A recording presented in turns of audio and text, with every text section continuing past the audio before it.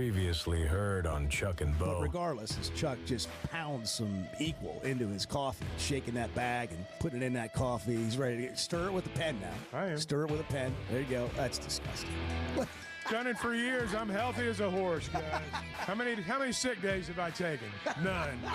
Well, you know what's going to happen now. What's that? You're going to have a sick day. I don't care if I'm on death's door. I'm There not you go. calling in sick. You man. won't? I've been stirring my coffee like this forever. I'm fine. I know. The Chuck and Bo Show. I would resist the urge to drink this morning. Stop. I'm done. You said a lot of good things there. Well, I don't know if I said one good thing. I met a guy last night. Love y'all to death, Jeff. You mind if I share? I'm looking forward to it. The show of record for Razorback fans. Driving my son to school, and first thing he says when we hop in the car, he says, "Let's turn on the Chuck and Bo There we show." go. It's too early for this kind of conversation. I'm still half asleep. Here are your hosts, Chuck Barrett and Bo Mattingly. Just for the record, I was on death's door yesterday morning, and if I'd actually died, you guys would feel bad right now. It did cross my mind. Yeah. And I You thought guys were I had to- laughing and making fun of me, and like, well, what if he dies? I had What to are we gonna weigh do? on it. I'm going to be honest. I had to weigh that chance while I was making fun of you, and I did. And It didn't I stop played. you, though, I did it? played the percentages. Yeah, that's fair. Yeah, that was and fair. I thought if I let up, it wouldn't have been healthy for you. So I like just go in like you would always. Yeah. And we got to one point in the show where we actually questioned if you were at the beach. No, And I was not at the beach. Believe me. I want you to know. I said if you were, I wouldn't be mad at you. I wouldn't hate it. I'd be fine. I'd be fine. You know, sometimes a man's got to do what he's got to do. I believe me. I was. I don't know what happened. I was worried I'm about here you. today. Yeah, I made fun of you for 3 hours, and then I got Well, in the car good. and texted you to see if you were okay. Yeah. Acted because you knew I'd slept through it yesterday. Yeah, I did acknowledge that Yes, you you did. feigned That was- you feigned sincerity and sympathy for us when we're sick, and we were I going to do did. the best we could for you. Well, that's good. That's good. I felt your You know, concern. even believe if it me. didn't come from the heart. I could feel it all the way from the studio. Bart's yesterday. so happy you're back, Chuck. Is that right? After one day, he's so happy you're back. Edward, I think you can attest to this. Bart got to speak less yesterday than he ever I has in heard the history you of just the like program. That's right. went off on everybody yesterday. That's the word on the street. I don't know what happened. That's what they said at the doctor's office. Yeah, I got on a little bit of a roll. I don't. I mean, I thought we just spit out a bunch of truth yesterday. Probably gave some some of the internet shows some content. Yeah. Yeah. So does Bart You get don't to like talk that. today? Bart, do you have things to say? I've always got things to say, Chuck. Okay. All right. Well, good. I think good. Bart really wanted to go in on the Big Ten commissioner yesterday. He really did. And he was sitting on it pretty hard. And I mean, he's just ready to just sort of be shot out of a cannon on that deal. And he never. He's I never already called really- him an idiot. Yeah. We weren't even on the Yeah. air, and he was already referred to as an idiot. Yeah. Well, he is. See? Okay. All right. What is the Big Ten? Not that anybody cares, but let's just have fun for a minute. What are they doing having their media days in Las Vegas? Attracting attention. Did UNLV join the Big Ten? Did I miss that? Did Nevada? What's the closest school to Vegas? Is it like one of the? I guess it's one of the California schools now. I don't know. No, Bart, they didn't. Yeah. They did not. And James Okay. Franklin I was just checking. just went in on the commissioner yesterday. I don't think we have the audio yet, but I saw it this morning. And he's just like, what are we doing out here? Our beat writers from State College can't even afford to come all the way out here. It's like a It's a $1,500 ticket. and it's a 3-hour time difference. Yeah, that's true. I hadn't thought about that. You know, I mean, these guys play in the Eastern time zone for the most Yeah, part I until hadn't they, thought about that part. recruited the schools from California, which made no sense either. What, they asked Bielema where they ought to have it? He said Vegas. Yeah. baby. Oh, yeah. He's like, I met my Vegas, wife baby. at the Win. I'm happy to be Yeah, here. Yeah, He loves telling that story. I know he does. He's told it 1,000 times. He does. We talked about Bielema yesterday. We talked about the state of Arkansas football. And I don't know why people are having such a hard time with realizing that the program is in better shape or as good a shape as it's been since 2012. And I saw one person, this is what happens on Twitter. They don't, I guess they don't understand the whole point and they said, well, there was one year where, like 2014, 2015, where they were better than they are right now. That's not the state of the program. That's a season. And if I'm not mistaken, they didn't win 9 games that year. And they won 9 games in this tenure. Well, here's the great part for everybody that is feeling like, it's going to be terrible. The season's going to play out. And if it's terrible, you'll get everything you want. Because what you want right now is a new coach. Let's just be honest. When you talk about, you're sugarcoating everything, you're saying this and you're saying that, these people want a new coach. They believe that if Arkansas will just change coaches, that there's going to be a booster like John Tyson in basketball that's going to step forward. And they're going to peel 20 years off Nick Saban's life, and they're going to pay him $15 million, and he's going to come be the coach. That's what these people want. That's what these people think is going to happen. And anyone who doesn't say that out loud is covering for somebody. You're not going to change these people's minds. You're not going to. But the good news is, again, starting Labor Day, they're going to play a football season. And all the doom and gloom that you forecasted will either happen or it won't. And you'll either be proven correct or you won't. And if they change coaches at some point, we'll see if they get who you want. But you're not going to change anybody's mind right now. But if you're really going to take an honest look at this football team, there are some deficiencies and there are some good things. What there's more than anything is the unknown. Beyond Taylor Green, what the thing that stands out is the fact we just don't know because you've got all these new parts.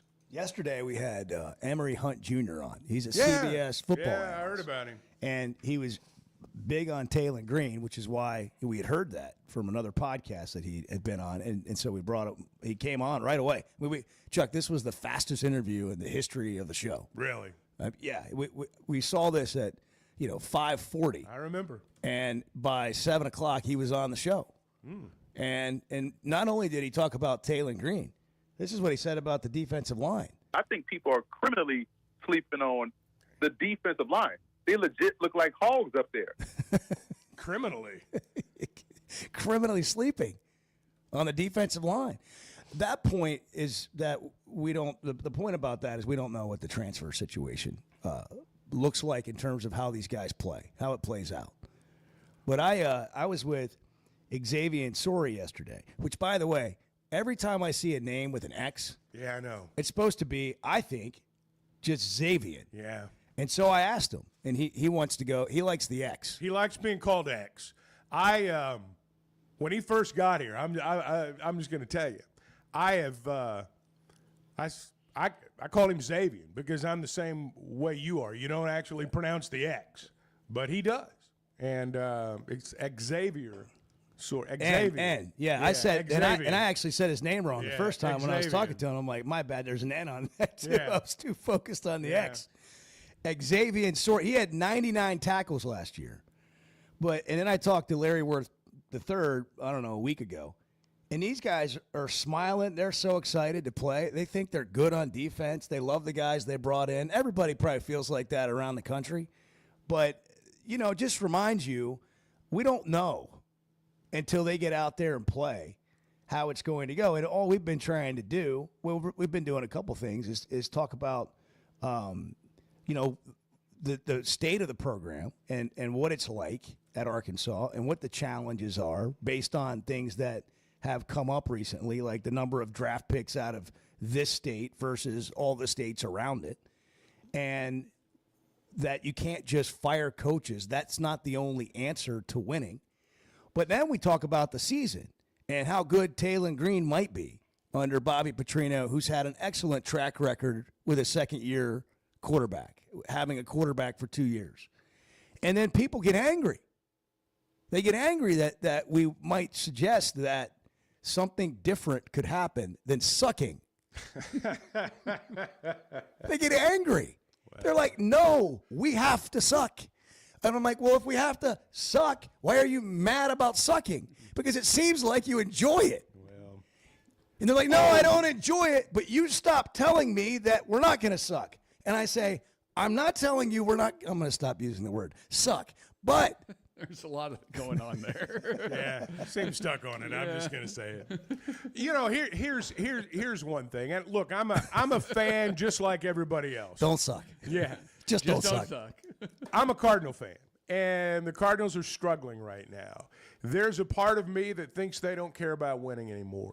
There's a part of me that when they play, I just as soon they go ahead and get beat. So they'll sell all their assets at the trading deadline and maybe get some prospects back. I'm ready to throw in the towel. So I get it. I get it. When you're just purely a fan of a team and they're not fulfilling your expectations, it's very easy to just say, well, fire them all. Fire them all. That's not the F word I thought you were going to use. Yeah. Now, I know. But when I stop and gather myself, yeah, exactly. But when I stop and gather myself for a minute, I realize that's not the solution. Now, maybe some people do need to be fired, but throwing everything out the window is not the way it works. It's tempting to say as a fan. It makes you feel good when you say it as a fan, but it's never really the solution. 877-377-6963. We just jumped right into that. I noticed that. I guess we were just kind of recapping what happened yesterday for you. Yeah, Bart's still not talking. And away we go. What are your thoughts on all this, Bart? Let's take a break, and Bart can have the next segment. Fairly Bart's got a lot. He's got a lot to say. He's been percolating over there. And it's July 24th. Today's Thursday. We have a bang-up show. Oh, it's a star-studded lineup. Really Ralph Russo from The Athletic, longtime college football writer. He used to be with the Associated Press, been at it for years, always a great guest. Phil Steele. Now, if you don't know who Phil Steele is, kids, this is who. Gather around for story time. Phil Steele. The Bible of college football. The Phil Steele. There, look, Bart's holding it up. The Phil Steele College Football Preview Magazine. That's the guy of all the college football magazines out there. Athlon. How much that run you, Bart? Lindy's. Phil Steele's the one. $19.99. Good Lord. You know what else costs the same? What? Hooten's Football Magazine. They got a lot of full-page ads. Yeah, they do. A lot of full-page ads. Jalen Williams. Yeah. Will join us at 8:40. That's going to be awesome. That's great. He's got a basketball camp coming up this weekend. They've got a parade. That's great. In Fort Smith for Isaiah Joe and Jalen Williams coming up. We'll get into all that. All right, good morning. Glad you're here at 6:15 Thursday. When you went into the Hall of Fame, I think it was at a Western Sizzler. I think it was. It was at a motel. It wasn't a hotel. It was a motel. The Chuck and Bo Show. Oaklawn is your hot springs escape. Enjoy plush comfort, upscale dining, and Arkansas's only Forbes 4-star rated spa at our luxury hotel. And with easy access to Hot Springs National Park and sparkling lakes, Oaklawn is your home base for everything the region has to offer. Come stay, play, and get away at Oaklawn, a Forbes Travel Guide recommended hotel. Make your reservation at oaklawn.com. Gambling problem? Call 1-800-522-4700. First Security is about more than great banking. Yes, we provide the financial expertise, digital tools, and everything else you need when you need it. But we also go all in on local support with friendly professionals, plus convenient locations all across the state. Because we believe personal banking is better banking. Visit fsbank.com for details. That's fsbank.com for friendly, local banking with First Security. Bank better. Member FDIC. Arkansas's one-stop automotive shop is right around the corner. Fayetteville Auto Park. FayettevilleAutoPark.com. Chevy, Toyota, Honda, Acura, Collision Center, all in one place. And if you're shopping pre-owned, Fayetteville Auto Park has you covered. With so many new cars sold, we always have a great selection of fresh trades. Why settle for anything less than the best? Fayetteville Auto Park, West Showroom Drive in Fayetteville. Proud sponsor of the Chuck and Bo Show.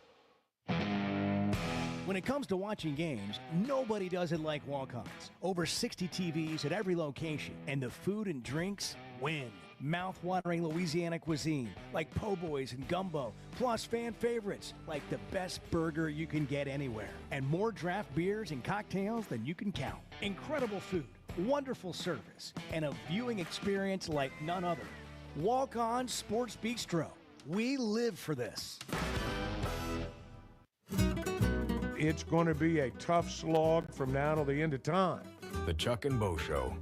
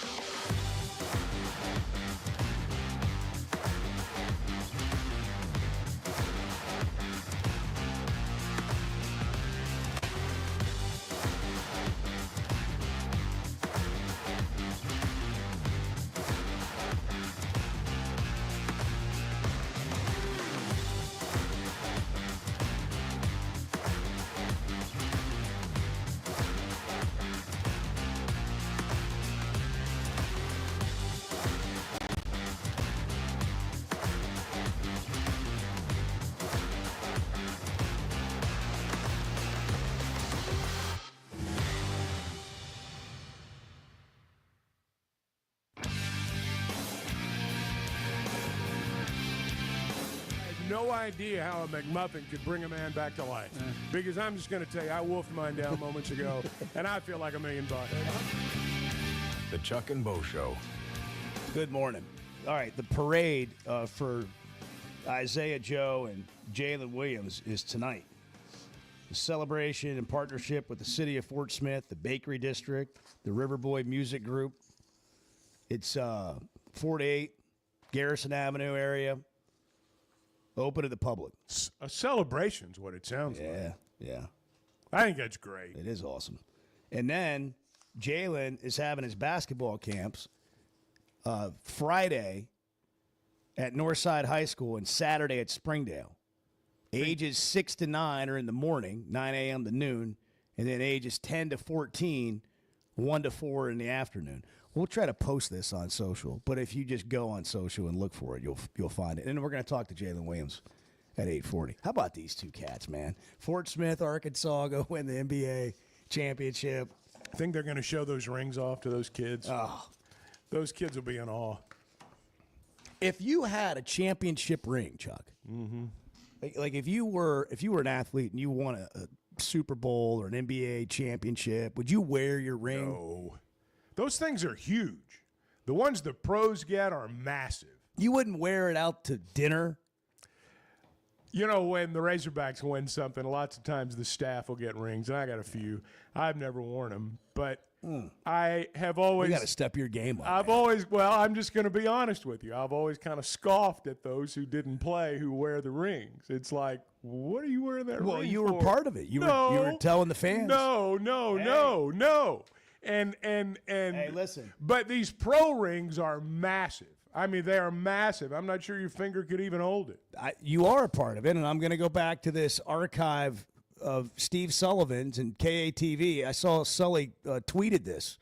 Lou Holtz talking about close games. Okay, after they lost a close game to Baylor, what would that have been, back in the 70s? Here's Lou Holtz. 80s. That's what our football squad did. We have lost our last close football game at the University of Arkansas. You lose close football games because people don't always do the little things exactly the right way, and I'm referring to coaches, trainers, managers, doctors, and players. Broadcasters. You do the little things the proper way. You don't panic, you don't hope, you don't wish. You do what you know you have to do and what you practice to do.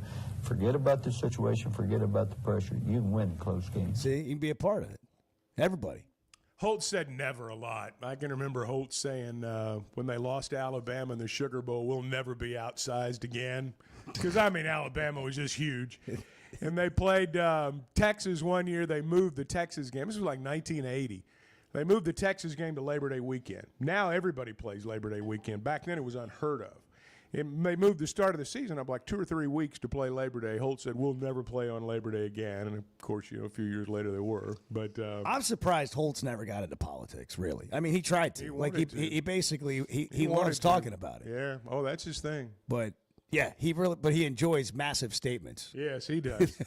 He does. It's part of what goes along with it. When I heard that clip, it reminded me of, like, the greatest show open ever. Arkansas had lost to Rice, and they never lost to Rice.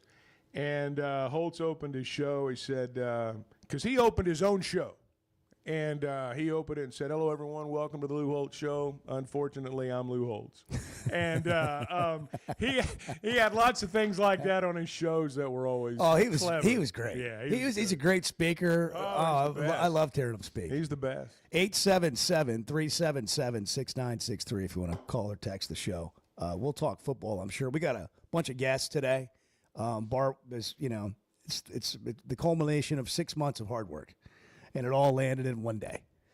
So we'd like to congratulate you on your effort. If we win any awards, Bart, I don't know that we're going to submit ourselves for any, but if we do, we'll give you a ring.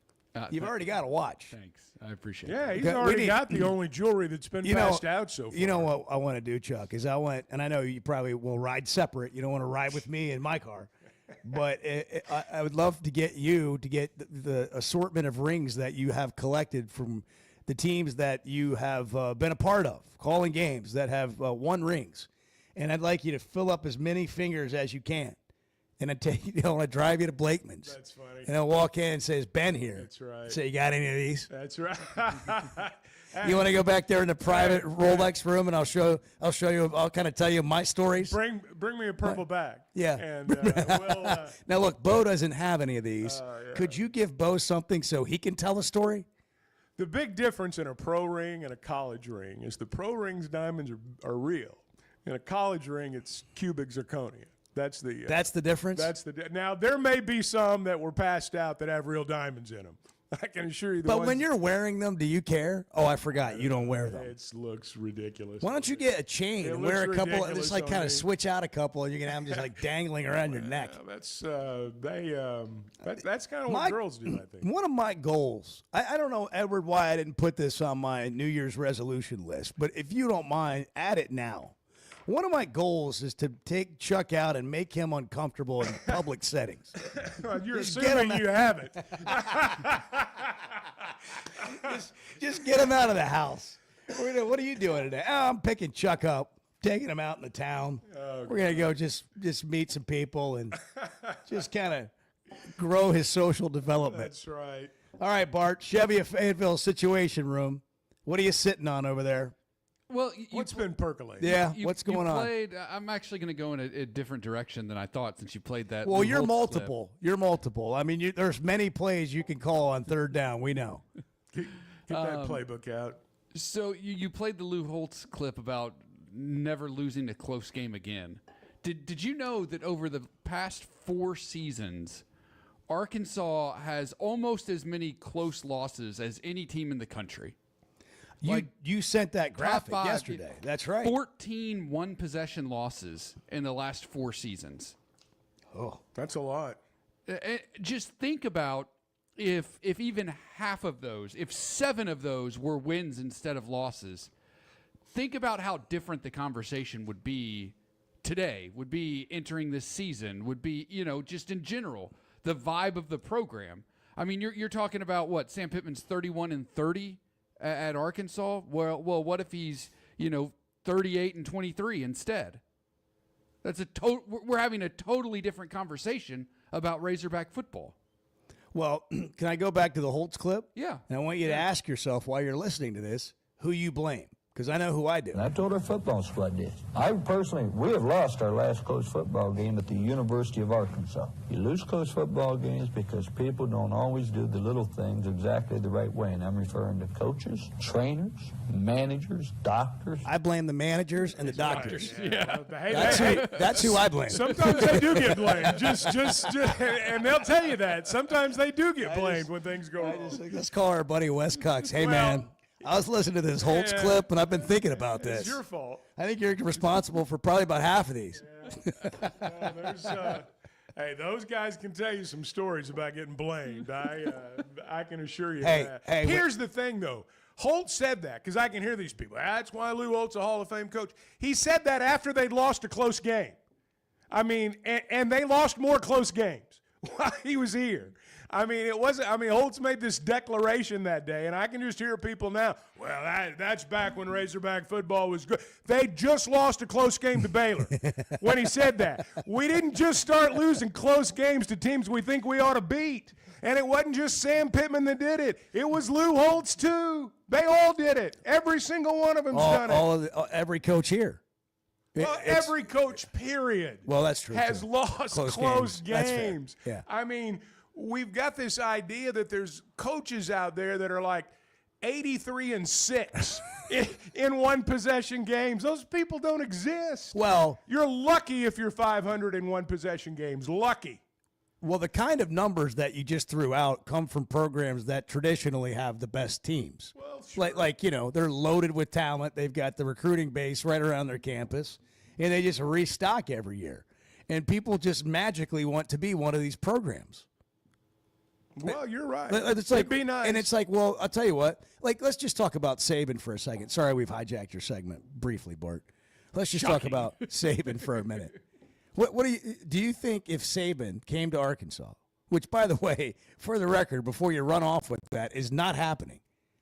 If Saban came to Arkansas, do you expect that Arkansas is going to win 10 or more games year in and year out? Is that what you think?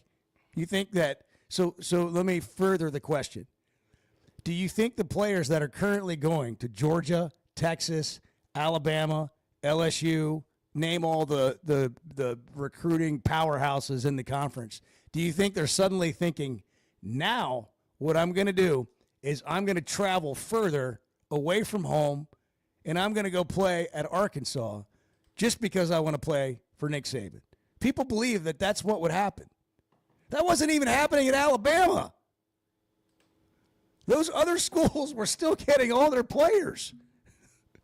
I read an article the other day, and I think there's some truth to it. People talk about Saban retiring because of NIL. He retired because he knew Texas was coming, and Texas was going to be able to do some things that Alabama wasn't able to do. It's just crazy how we look at coaches like they can solve anything. By the way, can I tell you my Lou Holtz story? This is why Bart didn't get to talk yesterday. All right. Tell the story. Because I would go over there and get in the situation room, and then I would reel him right back out of the situation room. So when we had the Touchdown Club, I don't know however many years we had it. We bring in speakers every week, and we had Lou Holtz in one year. And it was at the Holiday Inn Convention Center in Springdale. And Lou Holtz had these special requests. He wanted to have a smoking room in the Holiday Inn, a suite, so he could smoke a cigar beforehand. Smoked a pipe. And then that's what it was, Yeah, a pipe. smoked a pipe. It was a pipe. So he wanted to smoke a pipe, and then he wanted to meet with all his former players that we could gather up. So we had a lunch for him and his former players. And that was before the Touchdown Club. So this is like 10 to noon in the morning. So I think he wanted Diet Dr. Pepper. Like he had a special request. I think it was Diet Dr. Pepper. So we got him a bunch of Diet Dr. Peppers, and they're in his room. And then we go to take him down to meet with his former players, and he puts these 2 leftover Diet Dr. Peppers in his briefcase. So he's carrying his briefcase around, you know, of course, what do you think's happening with the Diet Dr. Peppers in Getting there? shook up. They're just getting sloshed around in there, and he's just kind of. So he sits down, and everybody else is having, you know, what they serve, iced tea or water. And Lou reaches into his briefcase, and he pulls out one of these Diet Dr. Peppers. Oh, no. And I've removed myself from the room, and I'm right outside the door. And he opens this Dr. Pepper, and of course it spews everywhere. And he says, "Those damn guys shook that thing up on me." Well, nothing's his fault. No, I'm like, There's a lot you've of been ego carrying in the that room. around in a briefcase. There was a lot of ego in the room. But it was a wonderful speech. I'm sure it was. I'm sure it He was great. hilarious. I'm He was sure it was great. great. And never lost a close game again in his life, right? He never or did. at least at Arkansas. And the University of Arkansas has never lost a close game. Never. I mean, since he then either. declared it, and it happened. All right, Bart. What else you got? We'll come back to your thing in a second. It's 6:32. This is what happens. Good morning. Donuts, Red Bull, and lottery tickets. I mean, how could you want anything Courtesy more? of the Chuck and Bo Show. The Chuck and Bo Show. All right, guys, you hear us talk about the Sweat and Edge on the Chuck and Bo Show. You've got your summer lineup set, but what about your skincare? Sun, sweat, and all of that time outside takes a toll. Hit up the spa at Sweatnum Cosmetic Surgery for a facial or sun damage repair. It's not just for the ladies, guys. Call 479-966-4174. Again, that's 479-966-4174 and get your skin in the game. Summer storms and heavy rains can sneak up fast, so make sure your gutters are ready to handle it all. Hog Trough Gutters, locally owned and operated with 30 years of experience, installs seamless gutters made on site to protect your home. They're fully licensed and insured. Every job is hydro tested, and each one comes with a 20-year warranty. Proudly serving Northwest Arkansas and the River Valley. And if you're outside those areas, just give them a call or a text. Schedule your free inspection today at hoggutters.com. You want to talk about washed? You're being brainwashed by idiots. You're following idiots. The Chuck and Bo Show.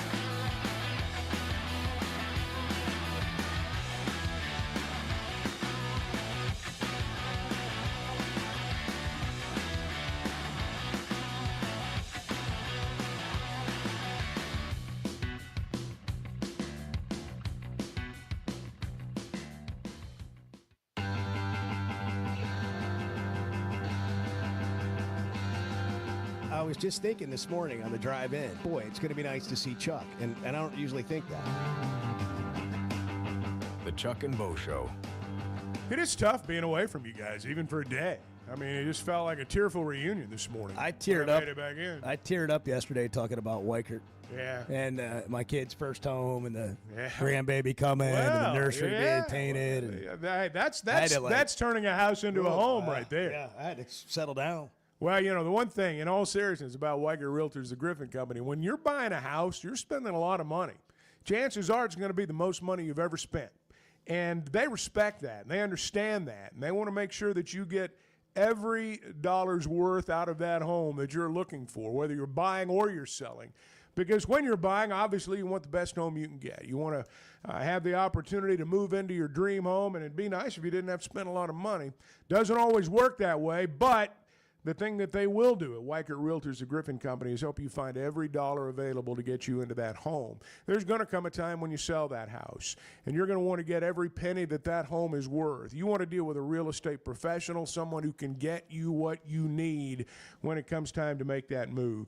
And there are always going to be stories about that first home and the grandbaby and all the things that are going to happen. That is what turning a house into a home's all about. They've been doing it since 1978. They're in Washington and Benton counties, Fort Smith, Branson, and you can always log on to WeichertGriffin.com. Bart was in the Chevy of Fayetteville Situation Room. In fact, he's still there, but we left him and went our own direction. And so we'll go back to Bart, and you were talking about one-possession games. Yeah. And, what if? And what ifs are, candy and nuts and whatever. Yeah. But how should we look at all the close games? So tell us again. Nebraska has had the most close. Yeah, like 23 close losses over the past 4 seasons. Okay. And Arkansas? Arkansas's had 14. Okay. Which is like, I would estimate like the 5th most. Close being what, one possession games? One possession games, 8 points or less. So 14, and how many have they won of those? Do we know? I don't. Okay. I don't have that number. All right. So they've had most of them have been losses. 58. This is over the past 4 seasons, right? 58% of Arkansas's losses have been by a touchdown or less, basically. Okay. So here's my question: What is that? What does that mean? Because there's 2 ways to look at this. One way, and I think there's only 2 ways to look at it. One way is you are in close games because you're not putting people away. You're the better team, and you should be putting people away, and you're letting people hang around with you. All right? You're like, that would be a Georgia situation. The other way to look at it is you're not the best team, and you are the underdog in most of the games you play in, and you're figuring a way to hang around. Well, my question would be, how many of those one-possession losses, 8 points or less, were they double-digit dogs? Not just dogs. Yeah. Double-digit dogs. Double-digit dogs. And how many of those one-possession losses did they beat the spread? I'm not saying that's the end-all, be-all, but what I'm driving at is this is my personal opinion, I don't believe Arkansas has lost a lot of these one-possession games because they're a choke factory, as one of our knowledgeable texters shared with us a few minutes ago. I don't think it's because they're a choke factory. I think it's because if you just want to get right down to it, the other teams have been a little bit better. Just a little bit better. Not a lot, but enough to win the game. We never give the other side credit. If we lose a one-possession game, we've choked, or our coach sucks. Their coach is better. He outcoached our guy. Sometimes the other team's just a little bit better than you are. And I think that's what's happened. You look at the year Arkansas won 9 games and went to Tampa. They won, I think, every one-possession game they played that year, with the exception of maybe one. That is the difference between 9 or 10 wins, 6 or 7 wins. That is the difference. But if you don't win those games, it doesn't mean you're a choke factory. In Arkansas's case, I mean, are you going to sit here and tell me that Arkansas has been better, that they've been one of the better talent-wise teams in the SEC the past few years, and anytime they lose a one-possession game to a team that's ranked higher than them and is a 12-point favorite, that they've choked? I don't believe that. Now, I do think that you got to find a way to win one-possession games. If you don't, in our league, you're going to finish near the bottom every year. And that's what's happened. But I don't think it's because they've been a choke factory. I just don't think they've had as good a teams. Here's another knowledgeable texter, Hogball 30. Great players find ways to win the game, right? Right. Great players find ways to win the game, right? It's just that simple. You're right. Great players find. I mean, look, everybody wants to throw out the cliche. They want to throw out the phrase that sums it all up, you know. And I get that. I mean, we love doing that as fans. I mean, we like doing it on the air. We like saying that one phrase that sums everything up. The best teams usually win. How do you get the best team? The best team comes from having the best players most of the time. Not all the time, most of the time. The best players go to the same schools in college football every year. Tell me I'm wrong. Explain to me how I'm wrong. Well, there's a lot of truth to that. I don't. This is not a new conversation. It's the same. It's been the same forever. Doesn't mean you can't have success. Doesn't mean you can't have a better year. But you're not overcoming recruiting radiuses. Nobody's overcoming that. In the history of college football, please point to me the examples of people who are doing that consistently. I'll take one. Give me one. Give me one program that's winning 10 games year in and year out that doesn't have a recruiting base, a really resourceful recruiting base of 4 and 5 star recruits, NFL draft picks within 300, 400 miles of their campus. You know, it's a different subject for a different day, but college basketball, the postseason can be wide open. College baseball, wide open postseason. College football, we know who's going to be there. You know, you can start pulling 6, 7 names out of a hat. If you want to look at the bigger issue here, why has there never been any sort of parity developed in college football? Why are we still talking about it? And other conference coaches are talking about it too. Why in the SEC, for example, have only 6 teams won since 77? Why is that? Why is it, like you say, the best players go to the same school every year? College basketball has traditional powers. There's no question. College baseball has traditional powers, no doubt about it. But their postseasons seem to be a lot more wide open than what college football's is. Now, again, that may be a different subject for a different day. But for whatever reason, in college football, particularly in the SEC and the Big Ten, you got the same teams doing it over and over and over again, and the same teams that can't do it over and over and over again keep firing, keep hiring, keep firing, keep hiring, and they're not able to do it. Maybe there's a bigger issue there than just our school or a different school. I don't know, but I've always found that interesting, that the other sports, you know, picking a national champion is probably a little bit more difficult. Here's where college football has a chance. This is the positive side of the transfer portal, to have some non-traditional powers have better years. And that is because you can get players now that are at a Jacksonville State or are at a New Mexico State or at a Utah or wherever, and they can come to your school and they can play at a level that people didn't necessarily know, and Georgia didn't necessarily want them because Georgia was full. And so that's where, when I look at this year, are they going to have a handful of those guys? Corey Robinson comes from Georgia Tech. By the way, Xavier Sori, or Xavier Sori, who had 99 tackles for Arkansas, will probably have a killer year this year, came from Georgia, wasn't playing.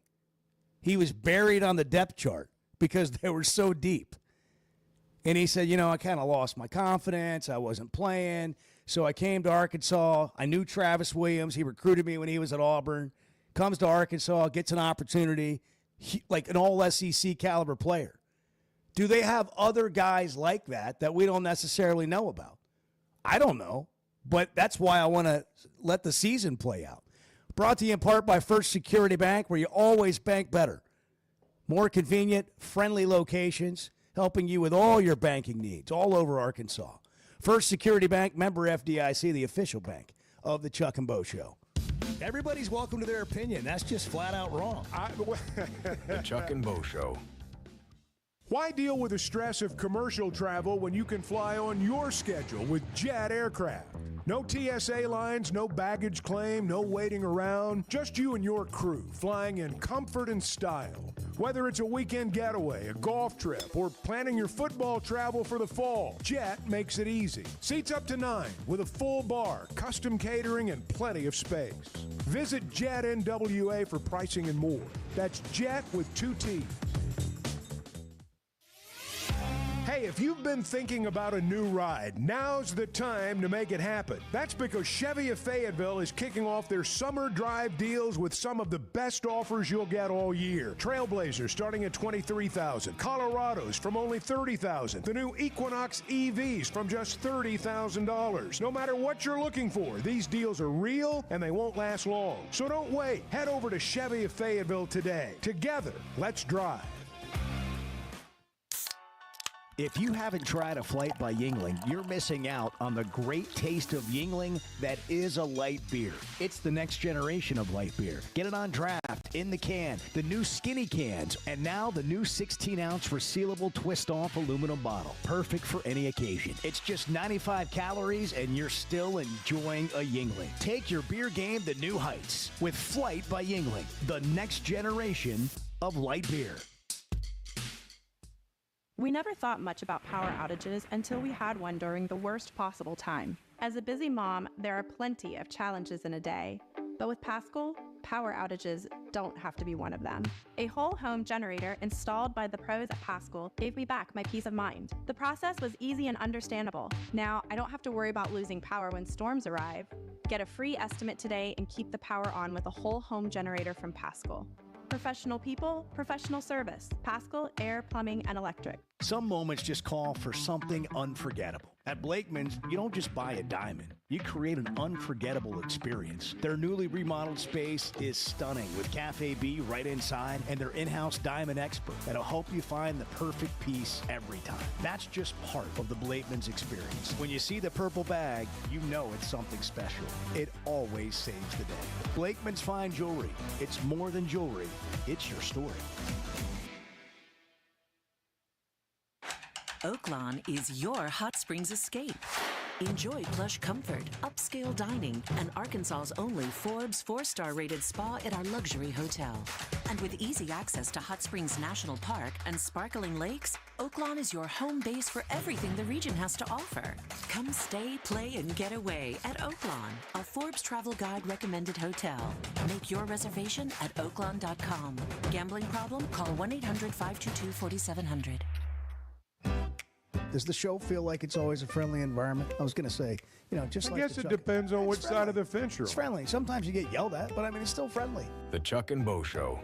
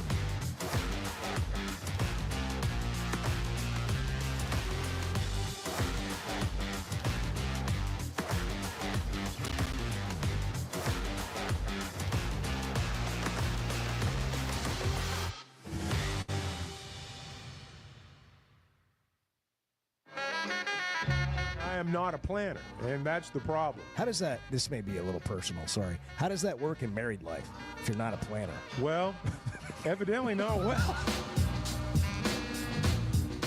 The Chuck and Bo Show.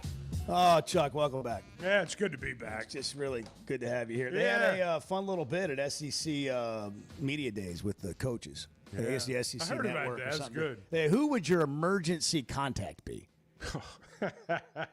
they had to pick another coach. Oh, yeah. In the SEC. Let's listen to this. Emergency contact if something happened to me? It'd be Kirby. He's been the gold standard. Oh, Lane Kiffin. Why is that? Because he'll never answer. No, it would be Lane because if I call, it's definitely an emergency. Got to be Mike Elko, because we have a friendship, so I know he's got my back. Eli Drinkwitz. He's a loyal friend. Or Kirby. Kirby's closer. Probably Kirby then. He's closer to me. He'd get there faster. I guess Lane, because he'll always get the text. He's on his phone 24/7. I wouldn't pick me. I don't even answer my phone most of the time. Kirby or Drink. Kirby's smart. Trust him. The one I've known the longest is probably Drink. I'm going to go with Kirby because I think Kirby knows everybody. How about Drink being everybody's emergency contact? I know. He'll answer his What phone. in the world? Yeah. I'm not surprised by Kirby because he's won the most games most recently. They all went with the winning coach or Drink.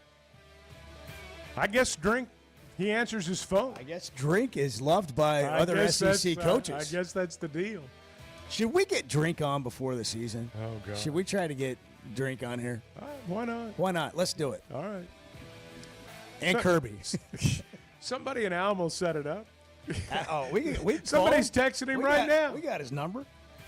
We'll call. Maybe we'll just do it next. Hey, Ralph Russo is actually coming up next to talk college football. He's always great. Almost 7 o'clock. Are you looking for tough, reliable equipment from people you can trust? WT Equipment is your local family-owned dealership with 8 locations across Arkansas. And yep, they're big-time hog fans too. From Bobcat to New Holland, Hustler, Steel, and more. They carry the brands you know and trust to get the job done. Whether it's equipment or implements, WT Equipment has the tools you need, including a full lineup of Bobcat machines built for power and performance. Stop by your nearest WT Equipment today. If you've been hurt in a car wreck, if you're struggling to get your Social Security disability, or you're buried in debt thinking about bankruptcy, don't wait. You need a legal team that knows how to fight for Arkansans. That's why you can trust Cadell Reynolds. Bill Reynolds and his team know how to get results when it matters most. Whether it's personal injury, disability, or bankruptcy, they've got your back. Dial 866-314-3728 or visit CadellReynolds.com today. Cadell Reynolds. Make the right call. As a play-by-play announcer, my eyes are everything. I need to see every detail on the field to call the game the right way. So when cataracts started affecting my vision, I knew I couldn't wait. I went to Dr. Betts and the team at McDonald Eye Associates. And truthfully, I wish I'd done it years ago. The difference is incredible. The whole experience was professional, easy, and honestly life-changing. If your vision's holding you back, take it from me. Don't put it off any longer. Schedule your appointment with McDonald Eye Associates today. Hey, it's Bo. And for me, business comes down to working with people I like and can count on. And that's Teamwork Roofing and Construction. They do what they say, they're on time, and when they're done, it's like they were never there and you have a brand new roof.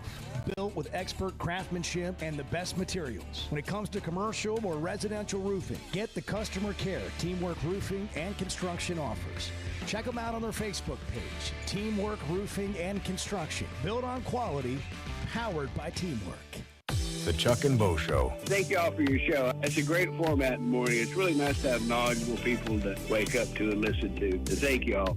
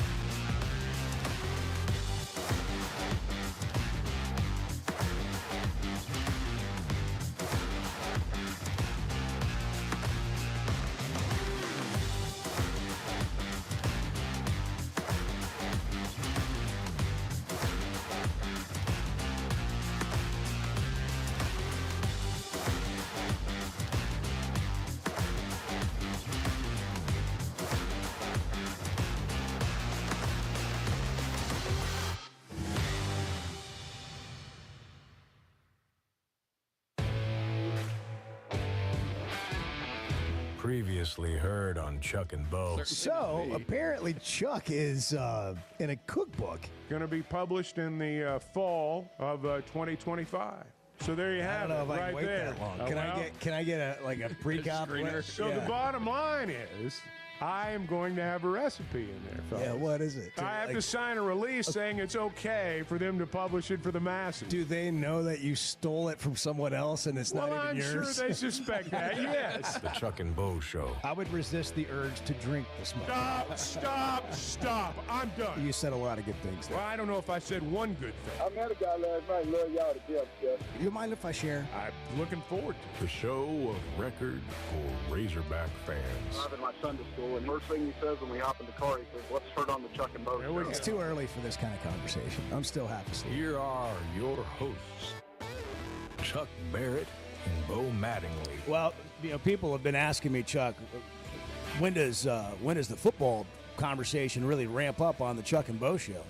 When do you guys kind of get out of summer grab butt and into like real football talk? When Ralph Russo shows up. That, and, which is right on the heels of all the media days that are going on. Ralph Russo, now with The Athletic, formerly the Associated Press, longtime college football writer, friend of the program, friend of the various shows that we've had, and really does an incredible job of just sort of delivering what's going on in the world of college football. And so we got to find out today where Ralph is and what he thinks of where we sit in this college football landscape. Ralph, good morning. How are you? It's a pleasure to talk with you again. It's been a little bit, and I'm glad to see you guys are up and running again with a new show, and again, pleasure to be on it. Hey, thanks for making time for us. So you've been kind of taking it all in, Big 12, SEC, Big 10, all these ACC media days. What if there's one or 2 points that you've just kind of extracted from all this? What have you found to be most interesting? Well, it's hard not to be drawn into the playoff conversation as each commissioner gets the chance to take the podium for the first time in a little bit, right? It's everybody. The last time I saw these guys was in Asheville, North Carolina, at a meeting in a swanky hotel, and they were trying to get some stuff done on, a new format. They were talking about ways to tweak the selection process. That's been a big part of the conversation, and it kind of knew things would go dark for the summer a little bit as people kind of got away. And I was interested to hear, like, okay, well, we're going to restart these conversations now, and everybody's going to get the chance to have a public comment about it at their own media days. And I think the most interesting thing is, it doesn't sound like anybody's really moved off their position. And it doesn't, and I think that there's a very real chance that no expansion could happen, which maybe is a good thing, frankly. But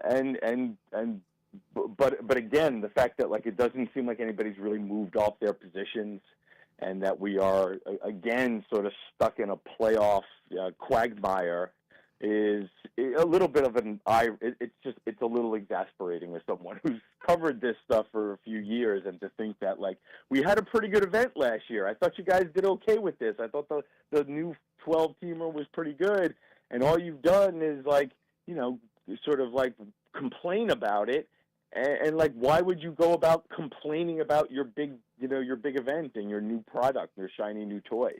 So that's one of the things that's really stood out to me, because it's been a through line through all the media days. It's interesting you bring that up, because I've just thought the last few days everybody's grandstanding, and it's one of those situations, and you just said it, that this may be a good thing if it doesn't expand beyond 12 teams. Yeah, I think so, because I don't think anybody was asking for expansion. This was all internal. Again, I also keep going back to, and something that was really highlighted for me yesterday for whatever reason.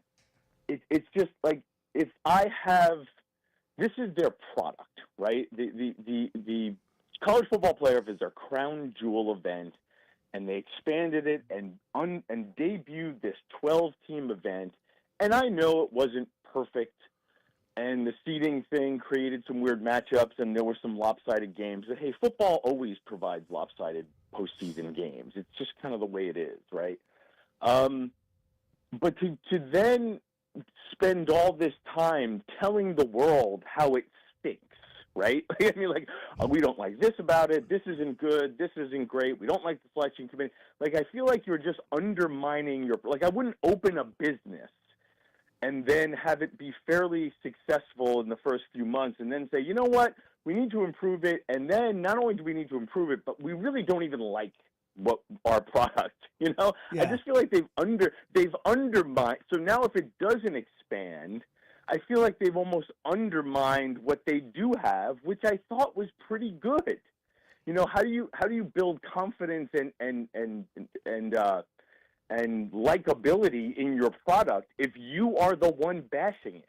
Well, Ralph, let's think about this. They don't have a business. Like, nobody's in charge of a business. They have a conference. And these guys are all grandstanding on behalf of their conference to get more teams in. And I'm like, who are you talking to? Who are you trying to convince? Who's in charge? Like, this isn't a voting public that you're trying to convince to get on your side. And nobody's talking about, like, the holistic part of college football. They're just all talking about their conference. And, I mean, you know, what is the Big Ten doing having a media days in Vegas? For what? Like, you've eliminated people that want to cover your sport that live down the street or a couple hours away. They can't get out there. 3-hour time difference. It's just, I mean, what are we doing? It does speak to the bigger problem that's been a bigger problem in college sports for a long time. As you said, nobody's in charge. Everybody very much acts locally because that's their job. You know, that's the other frustrating part about it too. And I can't remember who I was talking to that sort of brought this up, but it was a good point. It's like we can be critical of the way they act to protect their self-interest, but protecting their self-interest is their job. Like, protecting the interest of their conference. So, again, it's frustrating that they act that way, but that is the job description. Yeah, it's the way it's set up. Yeah, and I hearken back to SEC spring meetings when I asked the question of Greg Sankey that kind of set him off about the good of the game and how do you balance the good of the SEC with the good of the broader, you know, product. And I think, you know, frankly, like, Greg's been asked that a lot because he's the guy who has been around this the longest, and I think he does have an appreciation for the bigger picture of college sports.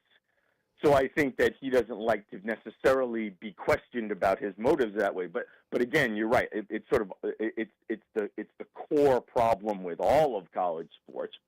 And again, when I bring it back to the playoff, as you said, you know, the other thing that sort of amazes me is, like, wait a second, Big Ten, you got 4 teams in last year, right? Like how many more do you need? And even the SEC, I go back to them, they only got 3, and it turned out to be, you know, they treat it like a disaster because the worst Alabama team in the last 20 years didn't make the playoff. Like, guys, it's okay. Everything, like, last year turned out pretty good. It's never going to be perfect.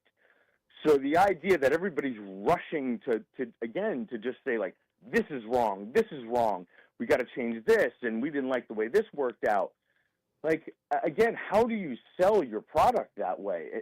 You know, as people who are, as, again, owners of a business, but you're right, like, that's not their business is not running the playoff. Their business is making sure their business is taken care of in the playoff. That's their business, right? Their business is making sure the interest of their conference is taken care of within the playoff. And as you said, it's not the way it should be. It's not the way it should be. It's got to be a better way. So let's get into football season. Ralph Russo, covering college football from The Athletic, and maybe a little broader question here, but I'm coming at it from an Arkansas perspective, and this is what we end up talking about a lot of the time, and that is how an Arkansas team competes in this environment. I see, Texas Tech and all the NIL money. I saw a story today that Missouri has some new state legislation that allows more money and that they're going to have, $31 million or whatever. we in college football know that the traditional powers win. I mean, the teams with the best recruiting bases win more than anybody else. How does a team like Arkansas, in your opinion, compete in this environment? And by the way, if they did expand the playoff, I think it opens up, obviously it expands it and opens opportunities for more Arkansas-like teams, perhaps to make the playoff. But how do they compete in this environment, in your opinion?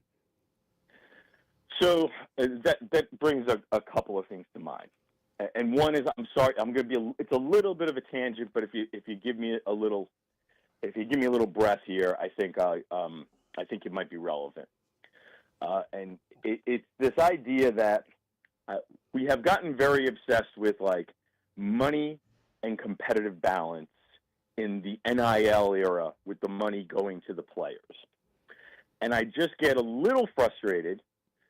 Money has always been a factor, and a major factor, like the amount of resources schools have, and the fact that it is not equal, and that it is not, we do not live in a salary capped professional sports,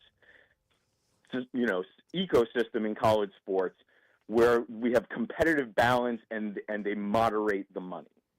So I get a little, and I'm not pointing to you. I'm talking about people in college sports. I get a little frustrated when we talk about, boy, all this money is creating all this competitive balance. What will we do for the schools that can't spend enough? Nobody seemed to worry about that when all the money was going to the coaches and the administrators and the facilities. Now we worry about competitive balance and money when it's going to the players. So that little part of it. Yeah, that's good. Yeah, money has always decided who's good and who's not in college sports. So, as far as Arkansas, listen, Arkansas, they're not poor, right? There's money, there's SEC money there. So I do understand, and I do believe. Now, again, I say what I say, and I think that there is an idea that this revenue sharing is going to create a little bit more balance.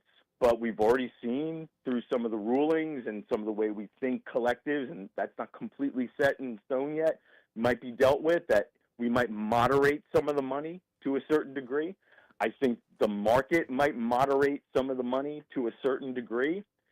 But, I think I don't know if this is, in the bigger picture, that much different than what we've had. So when you say, can Arkansas compete in this environment, I would look to the last 15 to 20 years and say, hey, the environment's not that much different.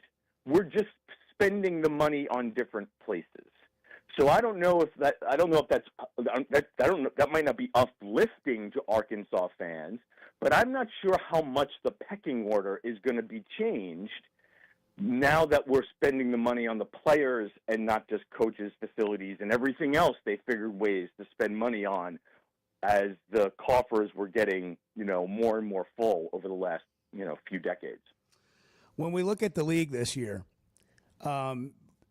Alabama, you mentioned the worst year they've had in like 20 years, and I think they win 9 games. Yeah, but not that bad. Yeah, but is there somebody in the league this year that you think is going to surprise the SEC?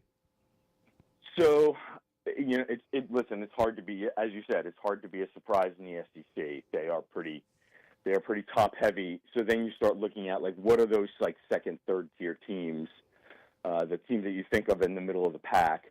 Does Auburn? That would be a surprise, right? I think if Auburn contended, like really made a serious contention for the SEC championship and a playoff spot, coming off of 2 losing seasons, that's a lot to put on Jackson Arnold. So again, I'm not 100. I'm if you're looking for just some candidates, I would circle Auburn.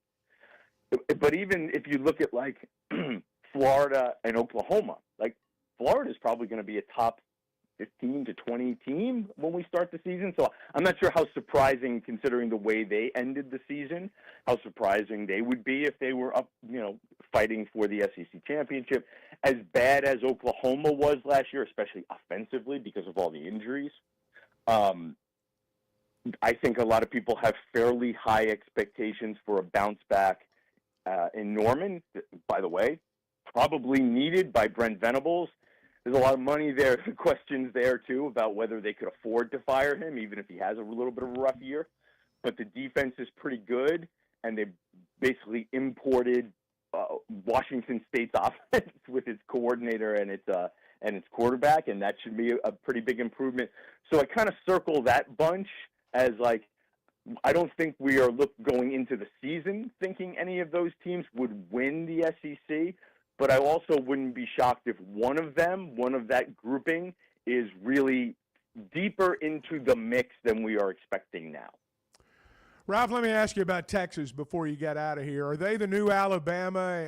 And it just seems to me like Texas's inclusion in the SEC has made a great conference even greater. And, I mean, that's one of those teams that you talk about resources. I mean, they got everything.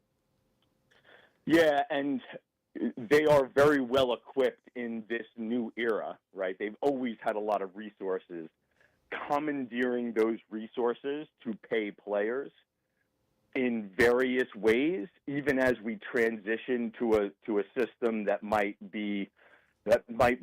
present a little more obstacles to how you get them paid than maybe the last couple of years, right? We need to maybe be a little more above board on how you get them paid, as opposed to just, here's $500,000, sign this football. So yeah, I think the structure of college football right now certainly favors Texas being very good. I think the fact that they finally sort of got their own house in order, alignment, coach, AD, people around the program, they all seem to be pulling the rope in the same direction. And you got a pretty good coach who sort of brought the Alabama way, Sark, after his time at Alabama, to Texas. So I think those two things make Texas, just as you said, Texas could be here for a while. They look like, I was down in Austin in the spring, and it looks like a program that's ready to make not just a run this year, but to stay there for an extended period of time. I think they're going to be preseason number one, and they look really, really loaded. Yeah, Sark's a great fit, it seems like there. They've struggled with the great fit for a head coach for a while, and I think they nailed it with him. Ralph, great to have you on, always. Thank you, Ralph. Thanks a lot. We'll do it again. Thanks a lot, guys. And again, anytime, just feel free to give a buzz. We'll do it, man. Thank you. We look forward to getting into the season. All this talk about everything but what really is going to transpire in the field. I just think this is going to be a really good college football year. Every year is a great college football year, but for me, I think the portal's never been hotter and more volatile. Like in either you don't know which way it's going to go. More unpredictable that how teams are going to come out with the new players they have. What it's going to look like. We talk about the portal a lot in terms of it not being good. If Arkansas turns out to be good, or if some of these other schools that have brought in a bunch of players out of the portal just suddenly turn out to be good, maybe it's not such a bad thing after all. Hey, when you're planning your college football Saturdays, do it with Flight by Yingling. There you go. Yeah, pick up a flight. If you're out watching a game at Walk-Ons, Foghorns has it for $3.50 every day. Any restaurant you go to. And by the way, that's all day long. Flight by Yingling. You ask about it. It's a Yingling beer that's only 95 calories. It's the next generation of light beer, brewed at America's oldest brewery in Pottsville, Pennsylvania. Flight by Yingling, raise the bar at 721. Good morning. They're all crazy. Yeah. And I don't mean that in a critical way. We got issues in this room. I'm going to be truthful about that. The Chuck and Bo Show. First Security is about more than great banking. Yes, we provide the financial expertise, digital tools, and everything else you need when you need it. But we also go all in on local support with friendly professionals, plus convenient locations all across the state. Because we believe personal banking is better banking. Visit fsbank.com for details. That's fsbank.com for friendly, local banking with First Security. Bank better. Member FDIC. Summer storms and heavy rains can sneak up fast, so make sure your gutters are ready to handle it all. Hog Trough Gutters, locally owned and operated with 30 years of experience, installs seamless gutters made on site to protect your home. They're fully licensed and insured. Every job is hydro tested, and each one comes with a 20-year warranty. Proudly serving Northwest Arkansas and the River Valley. And if you're outside those areas, just give them a call or a text. Schedule your free inspection today at hoggutters.com. There's simply not a better shopping experience than Macadoodles. Looking for the best selection of beer, wine, and spirits? Macadoodles or Guess Who in Bentonville has you covered. With an unbeatable selection, amazing prices, and service that's unbeatable, they've got everything you need. Whether you're stocking up for a party, updating your bar, or just grabbing your favorites, Roger and the team are always there to help. Make the smart choice. Macadoodles, just north of Bella Vista at the state line, and Guess Who in Bentonville. All right, guys, you hear us talk about the Sweat and 'em Edge on the Chuck and Bo Show. You've got your summer lineup set, but what about your skincare? Sun, sweat, and all that time outside takes a toll. Hit up the spa at Sweat and 'em Cosmetic Surgery for a facial or sun damage repair. It's not just for the ladies, guys. Call 479-966-4174. Again, that's 479-966-4174 and get your skin in the game. The Chuck and Bo Show. You hear that? You hear that? Back to Save Sports Radio. That's special.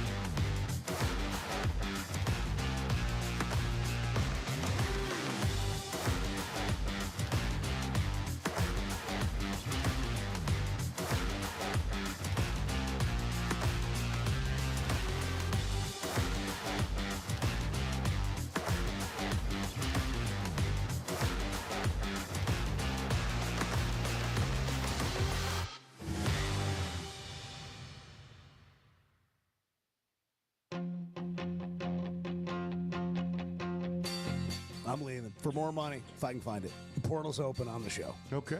I think the NPR station's on the phone. Nah, their funding's been cut. The Chuck and Bo Show. Man, when breakfast shows up, everything just changes. Everything changes. Everything changes. Yeah, Steve Graves on the Chick-fil-A train. Look at that. Man, that's good. Those Look, minis are wow. Bart is about to the truth. The way I saw Bart putting condiments on his chicken biscuit over there. What do you have on there, Bart? I mean, it was a work of art. Like people could you would show up to watch what he was doing to that thing. Come on, man. What'd you put on there? I mean, that is whoo. Honey. Honey. Okay. How really? Do you have the restraint for that to sit there for a whole segment without eating it? Sure. You have that kind of discipline. I may go get it. Well, I'll eat it if Chuck is threatening me. I will eat it. Yeah. The Chevy of I'll come over Fayetteville there and Situation get it. Room invaded by Chuck for a chicken biscuit. That's right. Headline in the Fayetteville Flyer. That's right. It's not going to happen. All right, so we heard from Ralph Russo. College football is whatever. Let's just go play the games now. And yeah, let's get to that. I'm interested to see. Look, I mean, the same thing that I've been saying for a long time continues to be true, is that it's the supposed VIPs and the suits in the room that are screwing everything up for everybody else. You have said that a long time. And like the crap that the Big Ten commissioner has been throwing out there is just another example of that. Like, you want to talk about somebody who is so out of touch, not only with the fans, but with his own coaches. Like, I mean, tell me more, Bart. Get a grip, dude. Tell me more. Like, so out of touch. What makes him out of touch? Are him and Doug Shal's going to vacation together? Maybe. I don't know. On the Bart celebrity cruise. Oh boy. I mean, look, the latest. We need a Bart band, like a Bart's Wall of Shame cruise. All the people Bart doesn't particularly care for, that he's just banished from sports. We got some of the biggest celebrities you can imagine. You've been banished to the Bart cruise ship. Well, we got the Big You Ten talked about getting commissioner. one of those guys on the show. Wow, you got a lot of important people here. Yeah, they all suck. Yeah, you put Eli Drinkwitz on that. Yeah, deal? is he on there? Is he on your, wall? Right now, he's not on the good list. I'll tell you that. I like drinking. I don't dislike him. I just dislike the stuff he's said and the way he's. I don't like acted. Missouri continuing to beat Arkansas. Well, nobody. We need that to does. end. Nobody does. Nobody likes that. But anyhow, this whole Big Ten SEC thing, I don't really care about it anymore. I mean, I will admit. Fatigued, I will admit, I am sick of it too. Yeah, they're messing it up for everybody else, man. In what way? In all ways. And not all of this is on Tony Petitti. A lot of it is just on the Big Ten in general and their past commissioners. I would make the argument, and I got into this just a little bit yesterday, but I would Before Bo cut you off. Yeah, I would Just make a little bit. I would make the argument. I'm gonna eat. You talk. You can make the argument that the Big Ten is responsible for almost all of the bad developments in college football over the past. I thought you were going to say the world. Years. Well, I mean, I don't know. I don't know what their stance is on certain. Well, world I think topics. it wouldn't take a whole lot of digging in. Yeah, I mean, look, like, and now you've got Tony Petitti saying he did an interview with ESPN's Heather Dinich, and he said that people hear automatic qualifiers talking about the playoff and have a misperception that the Big Ten wants to be handed something. And he said, "quote everything we're talking about is earning it on the field. To go through that type of gauntlet to get to the college football playoff is a lot." No, Tony, you are asking to be handed something. You are literally asking to be handed 4 spots in the college football playoff every year, regardless of whether or not those teams actually earned it. That's what you're asking for. Hey, I got an idea. Let's put the 12 best teams in the playoff and see who wins. Shocking. I mean, but hang on. And I realize that's simplistic and it has no chance of happening. This doesn't happen in any other sport. Right, and we vote on who's going to be in there. Like, this does not happen anywhere.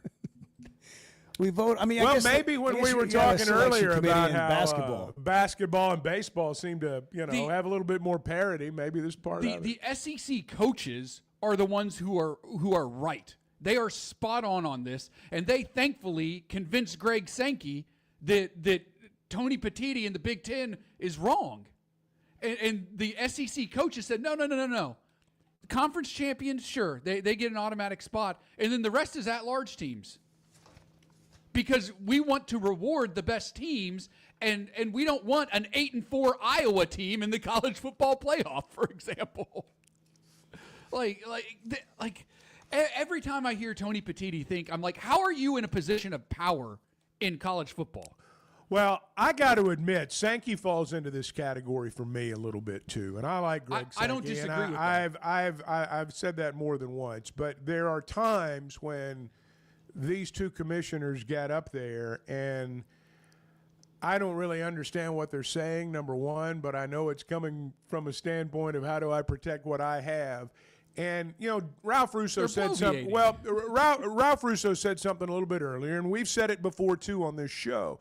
It's not their job to be concerned about the greater good of college football. It's their job to protect their conference, well, then the system's not right. If doing your job comes at the expense of the greater good, then maybe you need to re-examine what your system is. Because I do agree that Sankey protects the SEC's assets very well, and Tony Petitti's trying to do the same thing. But, and both of them will tell you, they don't give a rip about college football in general. Maybe they do, but it's not part of their job. And that's part of the problem, Chuck, like you said. Like, that's an issue. And I'm not overly idealistic. I understand how all this works. But, but back to Bo's point, I'm ready for the games to start. Yeah, I'm sick of all this crap. When we come back, I'm going to change the topic. And let's find out, you, the listener, who would you pick for your emergency contact? Chuck? Edward? I thought about that earlier. Bart? Or me? Put it on the poll. Which one of us would you choose for an emergency contact? I know he's going to finish last. 877-377-6963. If you want to weigh in on that, you can text or call the show. I'm just going to tell you right now, I've already, I'll just be open. Bart is on all my emergency contacts. Bart would be Bart or Edward, either one. I'm going to be I'm going to step on a nail in Cancun sometime on vacation and, be at a clinic and they're going to call Bart. Yeah. Bo is unconscious. Can he get a tetanus shot? Hey, if you're dealing with roof damage, or maybe you need a new roof put on your house, or maybe you're building a home, maybe you're a home builder, let me introduce you to Teamwork Roofing and Construction. They do it all residential, commercial, whatever it is you need.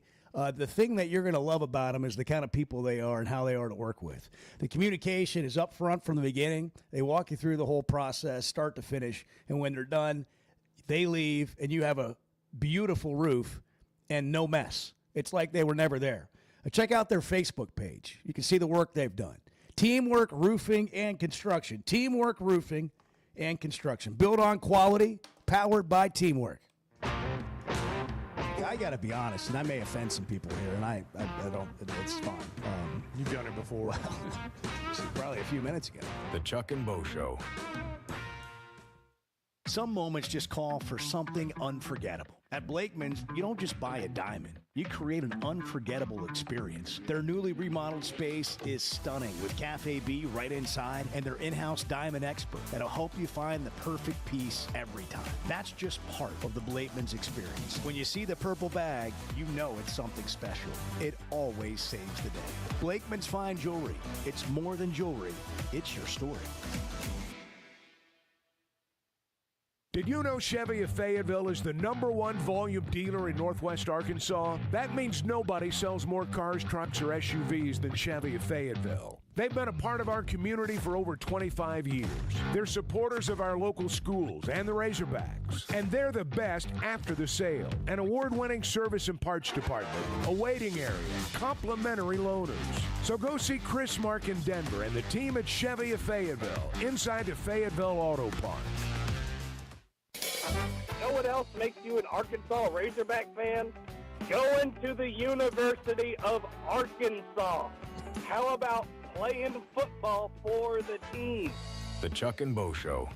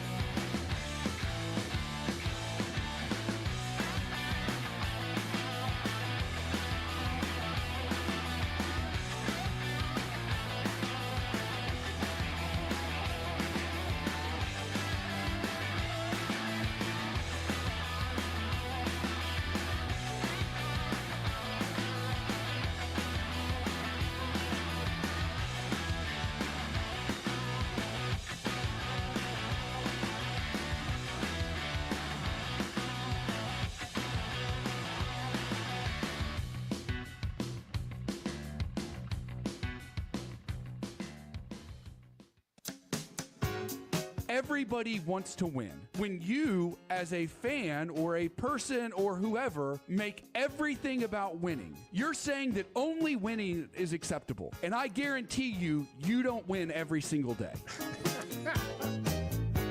The Chuck and Bo Show. That's still hilarious. Winning every day. Winning with every Bart day Pullman. with Bart Pullman. All right, let's just get it out there.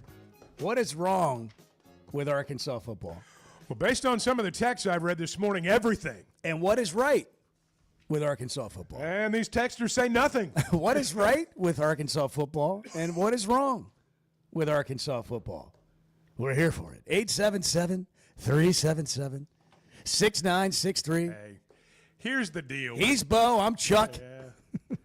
For a lot of people, it's, hey, when you win, it's right. When you lose, it's wrong. Period. End of story. Yeah. And that's just how it is. You can there's talk about good things. If you don't win, they don't care. Boy, there's a lot of predicting going on. But by the way, Jackson keeps us apprised of what's happening on the internet.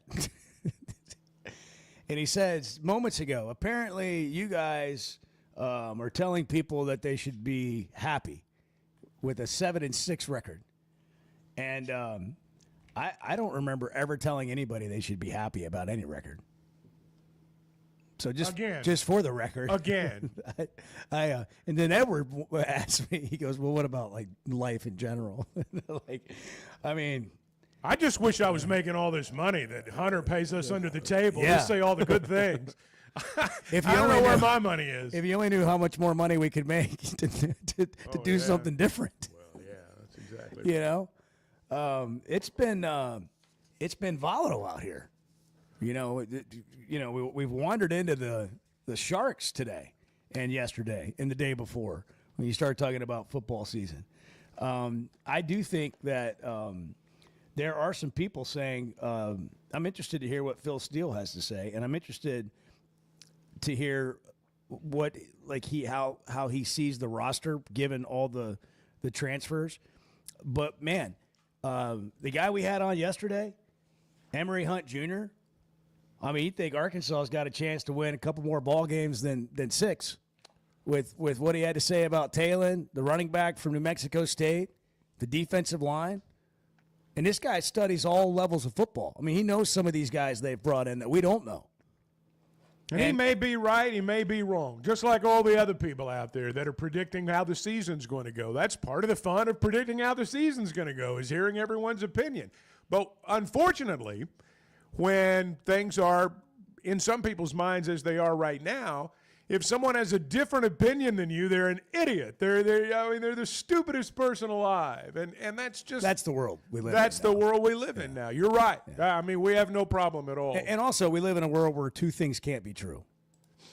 You can be unhappy with where you are and acknowledge that the situation's way better than it was 5 years ago. Yeah, but that's two things. That's what I mean. That two things can be what true. I'm saying. Yeah. Two things can be true. Only one of those things can be true. Right, apparently. Yeah. By the way, it's National Drive-Through Day, and I want to thank Steve Graves for bringing driving really through is Chick-fil-A, and Bart has he annihilated that chicken biscuit in the break. Yes, I did. So, good job out of you. National Refreshment Day as well, and it's National Kiss Your Cousin. No, that's not. Whoa. National Cousins Day. Whoa. Sorry, that was a typo. National Cousins Day, not National Kissing Cousins Day. A typo? Yeah. I had a note about something else that bled in that right there, and so it just caused a verbal typo. Yeah. Good stuff. Bill Belichick's debut at North Carolina. Let me hit some headlines here because we've obviously hit a slow point in the show. Bill Belichick's season debut is sold out. North Carolina announced Wednesday that all season and single-game football tickets are sold out. Earliest point ever for the program. UNC's paying Belichick $10 million. And he's brought in 70 new players, 40 from the transfer portal. 30 new recruits, and 40 from the transfer portal. Comments, thoughts? I wonder. Is that going to work? I don't think it's going to work. I mean, I've said this from the beginning. I just have a difficult time believing this thing's going to work there. He's got what'd you say, Bart? 70 new players. Mm-hmm. I don't think that there's very many coaches out there that can just wave the magic wand and have average players become great players by spending a few weeks in camp. Is he going to have great quarterback play? Hey, listen, this is a little bit of a case study. If it's all about the coach, we'll get an indication of that. If they go, have a 10-win season. I mean, they just paid. Well, they did what all these people in Arkansas want the athletic department to do. They went and paid $10 million for a Hall of Fame coach. Never mind, he wasn't. They went. Listen, they did the equivalent of the whole John Gruden thing that people have been talking about for 2 decades around here. Go pay John Gruden $10 million. We'll prove to you can win at Arkansas. That's what they did. They placed their bet with Bill Belichick and his girlfriend. Well, but look at what's happened since he was hired. I remember when he was hired. This is going to be a pipeline to the NFL. This is going to be everything that anyone could ever want. And then the girlfriend got into the picture. And then all of a sudden, people started talking about Turned into a little bit of a cartoon show. It kind of turned into a reality show. Soap opera over there. And it suddenly, and for a long time now, it's really not been about the football. It's been about Bill Belichick and his lifestyle. And I don't know. I just have a lot of reservations about that. I just think that there's one simple fact that I don't feel like people are talking about enough. Bill Belichick's record as a head coach without Tom Brady as his quarterback is very not good. It's very average. Not good. Yeah. Pedestrian. Extremely pedestrian. Okay. And so, that's, if he doesn't have a great quarterback at North Carolina, it doesn't, I'm not sure it matters. Well, look, I'm just saying, though. Tell me, is my point about you're exactly right. Your gamble on the coach. It's all about the coach. They've made it all about the coach. Right. The coach runs the organization. He's going to make everything work. Everything's going to be fixed. He's bringing in all new players. He's bringing his girlfriend. He's bringing his director, the Lombardi guy, that NFL front Michael office Lombardi. dude. This is the setup. How long does he stay? This is the setup. Does it work or not? You don't think it works. I don't know that it works. I think there's so much more. This is my point. There's so much more, guys, than just coaching. There's so much more. We pin everything on who your head coach is going to be. And it matters. I'm not trying to say it doesn't.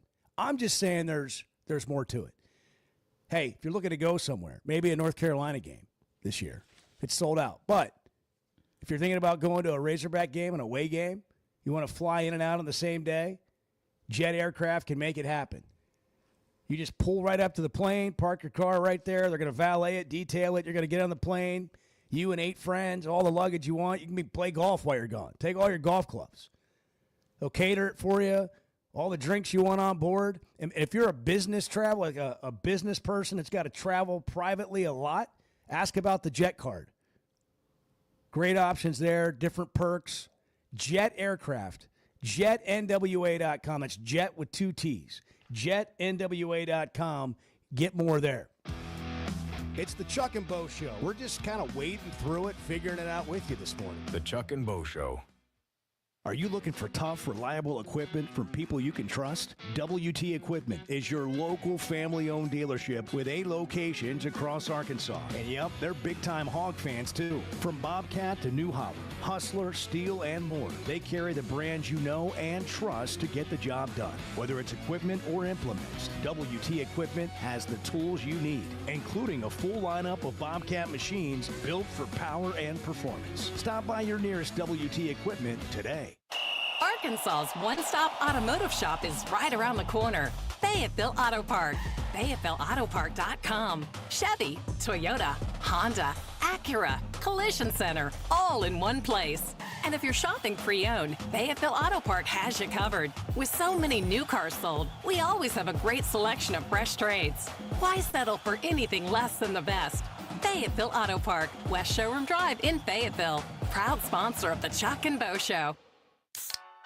If you haven't tried a flight by Yuengling, you're missing out on the great taste of Yuengling that is a light beer. It's the next generation of light beer. Get it on draft, in the can, the new skinny cans, and now the new 16-ounce resealable twist-off aluminum bottle. Perfect for any occasion. It's just 95 calories, and you're still enjoying a Yuengling. Take your beer game to new heights with Flight by Yuengling, the next generation of light beer. If you've been hurt in a car wreck, if you're struggling to get your Social Security disability, or you're buried in debt thinking about bankruptcy, don't wait. You need a legal team that knows how to fight for Arkansans. That's why you can trust Cadell Reynolds. Bill Reynolds and his team know how to get results when it matters most. Whether it's personal injury, disability, or bankruptcy, they've got your back. Dial 866-314-3728 or visit CadellReynolds.com today. Cadell Reynolds. Make the right call. Oaklawn is your hot springs escape.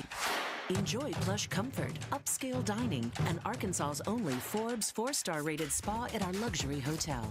And with easy access to Hot Springs National Park and sparkling lakes, Oaklawn is your home base for everything the region has to offer. Come stay, play, and get away at Oaklawn, a Forbes Travel Guide recommended hotel. Make your reservation at oaklawn.com. Gambling problem? Call 1-800-522-4700. Hey, it's Bo, and for me, business comes down to working with people I like and can count on. And that's Teamwork Roofing and Construction. They do what they say, they're on time, and when they're done, it's like they were never there and you have a brand new roof. Built with expert craftsmanship and the best materials. When it comes to commercial or residential roofing, get the customer care Teamwork Roofing and Construction offers. Check them out on their Facebook page, Teamwork Roofing and Construction. Built on quality, powered by teamwork. When is the last time you thought, oh, the SEC's making an announcement today, and it's going to be good for the Hogs? The Chuck and Bo Show.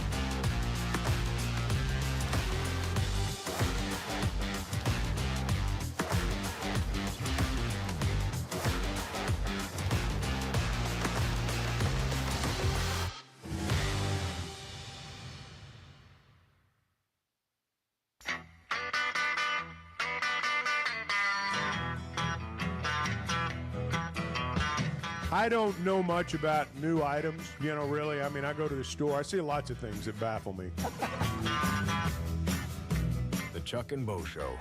Hey, folks, if you've been hurt in an accident or you're dealing with a disability claim, you need someone in your corner who knows the law and fights hard for what you deserve, and that's where Cadell Reynolds comes in. They've been serving Arkansans for 30 years, handling everything from car and truck accidents to Social Security disability and personal injury cases. The best part, they offer free consultations. You can talk to an attorney about your case with zero obligation. It's real help from people who care, from people who understand their business. Call Cadell Rentals today, 866-314-3728, or visit CadellRentals.com. Gage Wood has signed his contract with the Phillies. He's moving to Clearwater. He was at the Phillies game last night. $3 million is his signing bonus. He was picked 5 spots ahead of Vahiva Aloy. Vahiva Aloy got $42,800 more than Gage Wood got. Do you think he's upset about it? It's a long way from Batesville. I mean, wow, that's great. Good for him. Yeah. I think Gage is probably okay with the discrepancy, even though he got picked 5 spots higher. Davalon signed for $2 million, and Zach Root signed for $2.2 million. So the top 4 guys have signed. Did you read the article about that one guy saying that Davalon was the best hitter in the draft? Yeah. I mean, saying the Dodgers got a steal, essentially. I mean, everybody said he looked just like Lenny Dykstra. He did. Almost 8 o'clock. Phil Steele next. Why deal with the stress of commercial travel when you can fly on your schedule with Jet Aircraft? No TSA lines, no baggage claim, no waiting around. Just you and your crew flying in comfort and style. Whether it's a weekend getaway, a golf trip, or planning your football travel for the fall, Jet makes it easy. Seats up to 9 with a full bar, custom catering, and plenty of space. Visit Jet NWA for pricing and more. That's Jet with 2 T's. There's no better shopping experience than you're going to find at Macadoodles or at Guess Who in Bentonville. And every Wednesday is Wine Down Wednesday. 15% off every bottle of wine in the store, even if it's already on sale. But when it comes to selection, amazing prices, and unbeatable customer service, Macadoodles and Guess Who in Bentonville is second to none. Wine, beer, and spirits. Stock up for your next party or just stop by and grab your favorite. Macadoodles, just north of Bella Vista, and Guess Who in Bentonville. We never thought much about power outages until we had one during the worst possible time. As a busy mom, there are plenty of challenges in a day. But with Paschal, power outages don't have to be one of them. A whole home generator installed by the pros at Paschal gave me back my peace of mind. The process was easy and understandable. Now, I don't have to worry about losing power when storms arrive. Get a free estimate today and keep the power on with a whole home generator from Paschal. Professional people, professional service. Paschal Air, Plumbing, and Electric. Buying or selling a home's a big deal, and you want someone who is with you every step of the way. That's why those of us at the Chuck and Bo Show wholeheartedly recommend Weicker Realtors, the Griffin Company, because we've experienced it. They've been my partners for life. They're Bo's partner now, and I promise you, when you become involved with Weicker Realtors, the Griffin Company, they'll become your partners for life too. They've been turning houses into homes since 1978, and you can always log on and check out their selection at WeickerGriffin.com. We were 0-5. They put us all in the coffin. They just didn't put the nails in. The Chuck and Bo Show.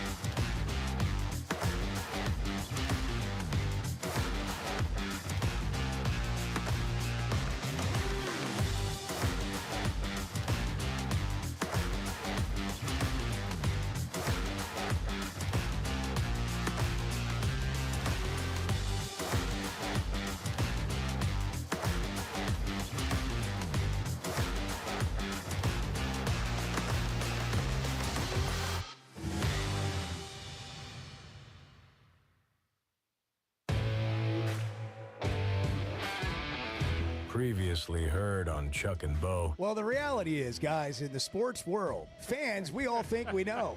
We know everything about sports. We have all the answers. Now, when you take your car down to get it fixed, you don't look at the guy and go, that's not how you do that. Are you an idiot? That's not how that works. You don't go to the doctor's office and say, I don't know. I don't really like. Some people are absolute know-it-alls. They want to tell the pilot how to fly the plane. But most of us know. We realize that's not our lane. But in sports, it's everybody's lane. The Chuck and Bo Show. I would resist the urge to drink this much. Stop. I'm done. You said a lot of good things there. Well, I don't know if I said one good thing. I met a guy last night, love y'all to death, Jeff. You mind if I share? I'm looking forward to it. The show of record for Razorback fans. I'm in my Sunday school, and first thing he says when we hop in the car, he says, what's heard on the Chuck and Bo Show? It's too early for this kind of conversation. I'm still half asleep. Here are your hosts, Chuck Barrett and Bo Mattingly. I went away about 5 years ago. I did not go to prison, but I went into the other parts of the sports media world, and we did not have a show.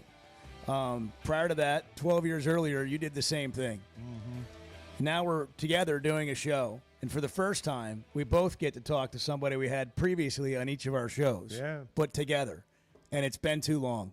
Phil Steele, who is the godfather of predicting college football, the Bible of college football, preseason, the Phil Steele Football Magazine, the author, the founder, is joining us on the Chuck and Bo Show. Phil, the pleasure is ours. We're happy you're here. Good morning. Hey, good morning. How are you gentlemen doing this morning? Never better. Are doing great. Never better. We're excited about this, Phil. We've been looking forward to it all week. Phil, I've told the story. I've told the story in the studio about 8 times this week. 1995, I get a copy of a magazine from some fella named Phil Steele with a letter saying he's open for interviews. And I can remember having you on the show. It had to have been the first year. I think 95 was your first year. Is that right? That's right, 1995, okay. The first year. Wow. That's well, it's great to what visit a reunion. with you. Yeah, I know. Hey, by the way, I greatly appreciate you having me on back then. It really helped start the magazine out. Remember back then there was probably, about 30 college football magazines on the market at that time? There weren't very many. No. And back then you'd get a free copy of all of them with a cover letter saying so-and-so's available for interviews. Yeah. It's a little bit different now. And Phil has withstood the test of time because he is more accurate than anyone when it comes to predicting college football. So, Phil, let's just jump right in. What do you think of Arkansas this year? Well, I think that, Pittman did a good job last year getting them to a bowl. They're playing a killer schedule once again. I rated the third toughest schedule in the entire country. But, you look at quarterback, they got Taylon Green back this year. Green started out last year a little slow, hit 49% with a 4.4 ratio his first 5 games, but then 65%, 11 touchdowns, just 5 interceptions after that. I think he really blended in with the Bobby Petrino offense. I like the running back core. They're deeper than they've been with Mike Washington coming in from New Mexico State, Braylon Russell, and Rodney Hill. You look at them up front on the offensive line. Pittman knows offensive lines, and I think they've got a good one this year. And defensively, Xavier Sori coming back at linebacker. I think he's an NFL caliber dude. And this is an Arkansas team that can pretty much compete with anybody. I remember 2 years ago, they went through that gauntlet, at LSU, Texas A&M on the road, at Mississippi, at Alabama, and they almost won 3 of those games. So Pittman always pulls the upsets. Now, you look at this year's schedule, they're going to be an underdog at Mississippi, home to Notre Dame, at Tennessee, home to Texas A&M possibly, at LSU and at Texas. So there's going to be plenty of games. The Vegas over-under 5.5, but I like the over on that. I think Pittman pulls an upset or two, and I like what he's doing with the program. I wish they'd be playing Missouri's schedule one of these years. Yeah, no kidding. It seems like they draw this on a routine basis.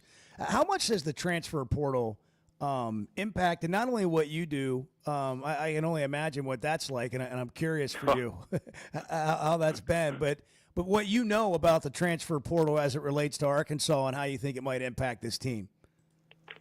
Well, first of all, I can tell you that this 2 portal thing has got to go. If we go to 1 portal, I'll be a happy camper. And, I start my coaches' conversations. They generally say, how you doing, Phil?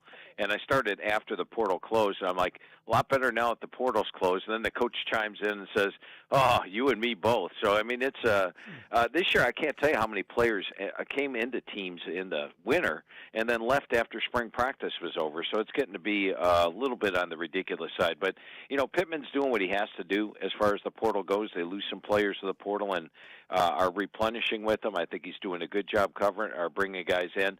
I do think the best teams this year are going to be the ones that are homegrown. I think the ones that, the freshmen have turned into sophomores, juniors, and have all played there. You look at Clemson last year, for example. They used the portal, but very little. Most of the players who were recruited by Clemson played at Clemson, and they have a great team atmosphere and a cohesion. You go to the Big 12, team like Iowa State under Matt Campbell, they lose very little players, almost all the players homegrown. Ohio State won the national title last year. They had some transfers, but the majority of the team were recruited by Ohio State. Army and Navy had big years last year. So I think there's something to be said for the teams that, don't have to hit the portal so hard. But in Arkansas's case, Sam Pittman's had to hit the portal because of the players they've lost to it. Phil, a little bit bigger picture question here. We've talked about Arkansas being in a group in the SEC that's trying to burst out of the pack, so to speak. It is hard to crack the glass ceiling in our league. Why do you think it's been difficult for Arkansas and maybe some of the other schools too? Well, I think in Arkansas's case, at least recently, I mean, it has been the schedule. You take a look at a team, and I threw out Missouri as an example. Missouri plays the best schedule in the SEC. They avoid a ton of the big boys, play very few of them, and they've had double-digit wins the last couple of years. I think when you take a look at Arkansas, Missouri, look at the Arkansas-Missouri game last year. I mean, I thought Arkansas was going to win that thing in the fourth quarter. It was a snowy game, and then, Missouri ends up winning it close. But there wasn't much difference between the two schools last year, and yet Missouri was 10-3 and Arkansas was 7-6, and a lot of that was due to the schedule. So I think the schedule is a big thing. And let's take a look at Texas and Oklahoma. Those two teams came in from the Big 12. Texas played one of the best schedules in the SEC. Oklahoma played one of the toughest schedules, and look at the record of the two teams. So schedule has a lot to do with it. I know the SEC hasn't released their schedule for 2026 yet, but I'm hoping that Arkansas gets a break next year. Yeah, well, I think everybody here is hoping the same thing because it hasn't happened. And you made an interesting point there, Phil, about the schedule really impacting how a fan feels about their team. Missouri ends up feeling a whole lot better. And granted, they won that game. I don't know how much better Arkansas fans would have felt about the entire season if they had won the game. But outside of them playing each other, you're saying that Arkansas has not been much different than they have, or some other teams. Their schedule's just been more difficult. Is that what I'm hearing? Yeah, absolutely. If you took Arkansas and played them against Missouri's schedule last year, record would have been better. So, I mean, it's just the way it comes out sometimes, and schedule is a big thing in college football. So, is there a surprise team? Who's your dark horse in the SEC this year? Yeah, I got one for you. A team that was 6-7 last year that I think could make the playoff, and that is Oklahoma. And when I went over the team with Coach Venables, went over the roster at the end of the phone call, I'm like, damn, that's a playoff roster. And, there was nothing wrong with the defense last year. They played a schedule like Arkansas, one of the toughest in the SEC. They basically played all the big boys. They only had 3 home games last year in the SEC play because Texas was at a neutral site. And yet the defense held opponents to 87 yards per game below their average, number 6 in the country. Nothing wrong with that defense. Venables knows defense. They got 8 starters back. They got elite players like our Mason Thomas. Then you look at them offensively last year.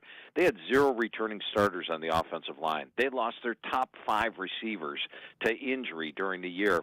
And it's no wonder that Jackson Arnold struggled at the quarterback position. Well, this year they've got a veteran offensive line. Bill Bedenbaugh still there as the offensive line coach. He'll have a top-notch unit. I think they go from a weakness to a strength on the O-line. Same thing at receiver. And I'm going to compare it to Clemson 2 years ago. Clemson with Cade Klubnik 2 years ago struggled offensively.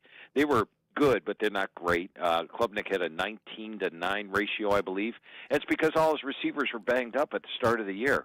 Last year, they got all those receivers back. They added in some talent, and all of a sudden, Klubnik's thrown for nearly 40 touchdown passes with 6 interceptions. A lot of it had to do with the receiving core. That's going to be the same thing with Oklahoma. They get Deion Burks back. They add in some transfers. They get the injured players back. And then you look at the quarterback. John Mateer comes in from Washington State. He's a dangerous runner and thrower. And they bring the Washington State offense with them. Brent Arbuckle, the offensive coordinator. They add in Jaden Ott, who I thought was the best running back in the Pac-12 2 years ago. He was banged up last year, sort of a shell of himself. He's back to 100% healthy. So with a vastly improved offense and that defense, and now they only have 3 true SEC road games this year because Texas is at a neutral site. With the schedule's tough, but it's more manageable than last year. I think Oklahoma's actually got a shot at making the playoffs, so they would be my surprise. They are my number 1 surprise team in the country. That's a surprise. Yeah, and I'm hearing that from a few different sources now. All right, let me go on Arkansas' schedule real quick for a second. They go to Memphis, and because Phil Steele knows about every college football team, do you think Arkansas is favored and should win that game at Memphis? Memphis, the thing about them, they are my pick. They're one of my picks they're my pick to win the American Conference this year. I know they lose their quarterback. Well, that's but I like encouraging. Yeah. They got Brendan Lewis coming in at QB from Nevada. And Memphis has so much money, through the NIL that they could build a pretty good roster. And when you look at Memphis, they were the trendy pick to be the Group of 5 representative in the playoff last year, but I didn't have them because their toughest games were on the road last year, and they ended up losing a couple of those games. This year, their toughest games are at home, and they're almost unbeatable at home under Silverfield. He is 28-6 at home, so there's tougher team at home. But I like the fact it's early in the year. They've got a new quarterback. I think talent-wise, Arkansas is going to travel well there, so it's not like Memphis is going to have a massive home edge. So I think when you look at the game, I rate it right now a toss-up coming into the season. So that's a dangerous Memphis team. All right, I want to go through a couple more Razorback opponents. Texas A&M is another one. They come to Fayetteville. Yeah, I've got A&M, my number 2 surprise team this year. And, when I talked to Coach Elko last year, and Elko pretty much tells it like it is, he told me about the offensive line last year. He said, Phil, we're middle of the pack in the SEC on the offensive line. This year when I'm talking to him about the offensive line, he says, Phil, we are at the top of the level of the SEC, and we're a candidate for the Joe Moore Award. So I like that when a coach tells it to you like it is. They've got Marcel Reed back at QB. They've got a veteran defense. Elko always gets the most out of his team. So I think that's going to be another game that I rate as a toss-up. I think A&M's a slightly better team this year. They're number 6 on my experience chart. They've got a lot of talent. Elko always gets the most, but Arkansas is at home. So that's going to be another one of those toss-up games for Arkansas. And then right after that, they play Auburn at home, and I'm curious what you think about Auburn. Auburn is very few teams make my most improved list and don't go from a losing record to a bowl? Well, last year I had Auburn on my most improved list, and they actually went from minus 45 yards per game in SEC play. Every SEC game they were outgained by 45 yards per game. Last year they were plus 62 yards per game. So, yeah, they were vastly improved, but turnovers did them in. Well, if they can cut down on the turnovers, and I talked about Jackson Arnold and how he struggled at Oklahoma with no offensive line and no receivers, he's got to work with at Auburn, my number 12 rated offensive line, my number 6 set of receivers, and they've got a pretty good defense. So I think talent-wise, they're up there. I like the fact Arkansas is at home. I like the fact that Arkansas beat Auburn last year. So I've got Auburn a slight favorite in that game, about a 3.5-point favorite. Now I got to ask, Phil, you've talked about A&M being a surprise team. You've talked about Oklahoma being a surprise team. That's going to come at the expense of somebody up toward the top, I would guess. I mean, who are the teams that maybe the consensus has them a little bit higher than you think they might be? Yeah, that's a great question. And the one team would be a team that last year I was really bullish on this team. I had them ranked higher than everybody else at the start of the year, and that's South Carolina. I believe the South Carolina total last year in Vegas was 5.5, and they were picked at the lower part of the SEC, but I had them higher than everybody else. I loved their defensive front seven last year. It was absolutely dominant. And I thought Lenore Sellers was going to come in and star as a QB. And I wish he would have stayed healthy against LSU. They would have picked up another win there. Sellers is back. I believe he was voted first team all-conference at SEC Media Days, and South Carolina's a playoff caliber team. However, the things that I don't like about South Carolina this year, number one is the defensive front seven. And give you an idea, I'm on the Joe Moore Award Committee, and we're having a conversation, one of our conference calls on offensive lines, and somebody pointed out that, this offensive line struggled against South Carolina. Another guy piped up and said, everybody's offensive line struggles against South Carolina. They have a great defensive front seven. Well, guess what? The majority of that front seven's gone. Yes, Dylan Stewart's back, but they lose 5 of their top 6 guys from the defensive line. So I think they're not going to be as dominant defensively. They do have Sellers back. There is talent. There's no doubt about it. But then you look at their schedule. They have to play Missouri on the road, LSU on the road, Mississippi on the road, A&M on the road. They also host Oklahoma. That's a game I think Oklahoma could steal. They host Alabama. I think they'll be an underdog there. They host Clemson, and they play Virginia Tech in the opener. So they play the 4th toughest schedule, and I think with a weaker defensive front seven, or not as dominant a defensive front seven, they actually take a step back this year. I've got them 10th in the SEC, which is way lower than everybody else, but it's partially due to that. I think people are looking at the quarterback, but I think you also have to look at the defensive front seven. I know you got to get out of here, Phil, but I'm just curious, and you can go as short or as long as you want on this. LSU and Texas on the back end of Arkansas' schedule, are they what people think they are? Are they as tough as it looks like they will be? Talent-wise, I think Texas might have the most talent in the SEC this year. My biggest question mark with them is the offensive line. They only have one starter back. They do have talented guys there. They, of course, got – you guys may have heard of this guy, Arch Manning. Have you heard of him? A lot of hype. Yeah. Getting a lot of hype. To live up to his hype, I think he'd have to have 60 touchdown passes and 2 interceptions this year. I don't think that's going to happen, but he is going to have a really good year. I think he's a dangerous runner and passer. You look at him defensively, they might have the best defense in the country. I mean, Colin Simmons up front on the D-line with Trey Moore. Trey Moore is a guy they picked up from UTSA that was the American Defensive Player of the Year. Coach Traylor not happy about losing him. They've got Anthony Hill, one of the best defensive players in the country, a linebacker, Malik Muhammad at cornerback, Michael Taff at safety. They are loaded defensively. So they are an outstanding team. I didn't pick them to win the SEC because of the fact they have to play Georgia on the road, and they had some trouble getting past Georgia last year. They also play Florida in the Swamp, and they play Oklahoma and Dallas. They play Ohio State on the road in the opener. I think they might lose a game or two, but once they get to the playoff, as we saw with Ohio State last year, if you have all that talent, Arch Manning will be a veteran by then. They'll be a dangerous threat once the playoffs roll around. And with LSU, to me, a couple of keys for them. You have to look at the offensive line, which only has one starter back from last year. It's got to be the biggest question mark on the offense. Yes, they've got the quarterback. Garrett Neismeyer threw for 4,000 yards. He had 28 touchdowns, 12 interceptions. Got to cut down on the interceptions. That was costly at times. but they've got the receiving core. Got to keep your eyes on is Chris Hilton. He was not 100% healthy. Got healthy the last couple of games of the season. He's got blazing speed. I think they do have the impact there. They hit the transfer portal hard. They sold out 75,000 season tickets. They've got Harold Perkins and Whit Weeks at linebacker, Patrick Payton up front on the D-line. They do have talent, but there are two. When you look at the schedule, they got to play Bama on the road. They've got to play Oklahoma on the road, and they've got to play Ole Miss on the road. Those are three pretty tough games, and of course Clemson in the opener. I think the pressure's on Brian Kelly this year. A lot of folks are calling for the playoff. I actually have Oklahoma making the playoff over LSU this year.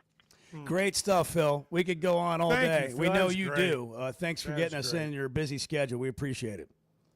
Hey, I always love talking football. And, hey, great to be back on with you guys again. We should do this more often. It was let's do it's it been again. quite some time since we chatted. Let's do it again sometime Thank during you, the Phil. That was season. great. Thanks, Phil. That's all the terrific. best to you. Good luck with the magazine. All right, thanks, guys. Thanks, Have a good man. one. You too. Phil Steele. Always the same. Every time. Knows, like encyclopedia. Just bam.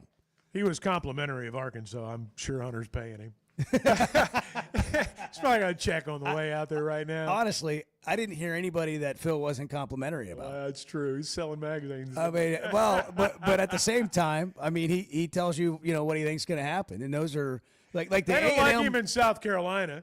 the A&M Auburn games, that's some interesting insight. Those are two really important games. And if you're trying to get ahead and you're trying to bet early here, Oaklawn Sports, download the app. You can do that on the 5.5 win total or many other futures when it comes to college football. New customers earn up to $1,000 in bonus bets. Arkansas's best sports betting app.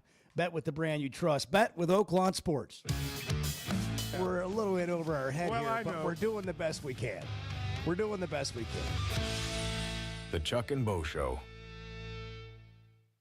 Some moments just call for something unforgettable. At Blakeman's, you don't just buy a diamond. You create an unforgettable experience. Their newly remodeled space is stunning with Cafe B right inside and their in-house diamond expert that'll help you find the perfect piece every time. That's just part of the Blakeman's experience. When you see the purple bag, you know it's something special. It always saves the day. Blakeman's Fine Jewelry. It's more than jewelry. It's your story. As a play-by-play announcer, my eyes are everything. I need to see every detail on the field to call the game the right way. So when cataract started affecting my vision, I knew I couldn't wait. I went to Dr. Betts and the team at McDonald Eye Associates. And truthfully, I wish I'd done it years ago. The difference is incredible. The whole experience was professional, easy, and honestly life-changing. If your vision's holding you back, take it from me. Don't put it off any longer. Schedule your appointment with McDonald Eye Associates today. Oaklawn is your hot springs escape. Enjoy plush comfort, upscale dining, and Arkansas's only Forbes 4-star rated spa at our luxury hotel. And with easy access to Hot Springs National Park and sparkling lakes, Oaklawn is your home base for everything the region has to offer. Come stay, play, and get away at Oaklawn, a Forbes Travel Guide recommended hotel. Make your reservation at oaklawn.com. Gambling problem? Call 1-800-522-4700. Hey, it's Bo, and for me, business comes down to working with people I like and can count on. And that's Teamwork Roofing and Construction. They do what they say, they're on time, and when they're done, it's like they were never there and you have a brand new roof. Built with expert craftsmanship and the best materials. When it comes to commercial or residential roofing, get the customer care Teamwork Roofing and Construction offers. Check them out on their Facebook page, Teamwork Roofing and Construction. Built on quality, powered by teamwork. Today's been it's been a strange day. Yeah, we've had some struggles here and there. Let's just be blunt. Can we be blunt? Well, it's 50-50 at best. The Chuck and Bo Show.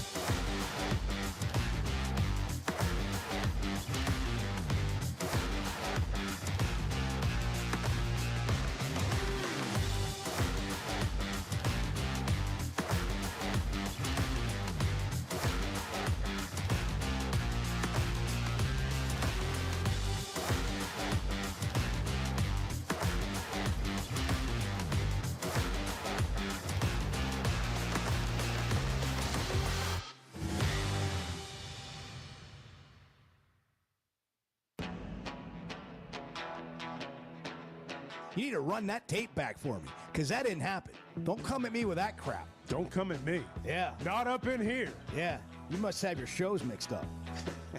Like, that didn't happen here, pal. The Chuck and Bo Show. Pal. Yeah, baby. We got big things coming, Chuck. Jalen Williams is coming later this hour, 8:40. We'll talk to Jalen Williams. Celebration in Fort Smith for Isaiah Joe and Jalen Williams today. Jalen's got basketball camps tomorrow at Northside, and then Saturday at Springdale. The early part of the day, 9 to noon, is the younger kids, and then I think it's like ages 10 to 14 in the afternoon. You go to Jalen Williams Camp's Facebook page and register if you want to take your kids or you want to try to pretend to be a kid and show up at one of the camps and participate. Adult kids. Yeah. What to Watch is brought to you by Macadoodles. Macadoodles, Wine Down Wednesday, every Wednesday, 15% off every bottle of wine in the store. But any day of the week, they have wine tasting open to close. On the weekends, they've got a spirit tasting bar set up. The reason people shop at Macadoodles and never really want to go anywhere else is because of the customer service. You walk in, and they are on the ready with whatever you need. They'll walk you through the whole store, every single thing you're looking for, or they'll leave you alone. If you want to do it yourself, they'll be available for you. They'll help you carry it all out to the vehicle. It's unmatched customer service, competitive pricing, and a selection that's unbeatable, including a great allocated section. Macadoodles, just north of the state line, just north of Bella Vista, and guess who in Bentonville with What to Watch? Because when you're watching things, you want to stock up for your get-together. Bart, what are we watching? And not always a TV show. Yeah, so we are watching something involving television, and it's a deal that could be on the way between ESPN and the NFL for ESPN to acquire NFL Media, which runs the NFL Network and the extremely popular Red Zone channel. And I think I speak for most fans of the NFL when I say this is bad. We do not want this. Red Zone is perfect. We do not want ESPN getting their hands on Look, it. I do shows for ESPN, so I'll be somewhat careful here. I agree with you. And here's why. I think when giant companies acquire more shows and more entities, more assets. It gets more assets is a better way to say it. It just kind of gets watered down. We have more people wearing or less people wearing more hats. So we're trying to be more efficient and we're trying to make more money. And the product overall, I think, can't help but suffer in some ways. That's just my opinion. Well, when I watch the Red Zone now, and I won't say I watch it as much as Bart and Edward, but the promotion is the game. They're promoting the game. You know, you turn over and you watch games.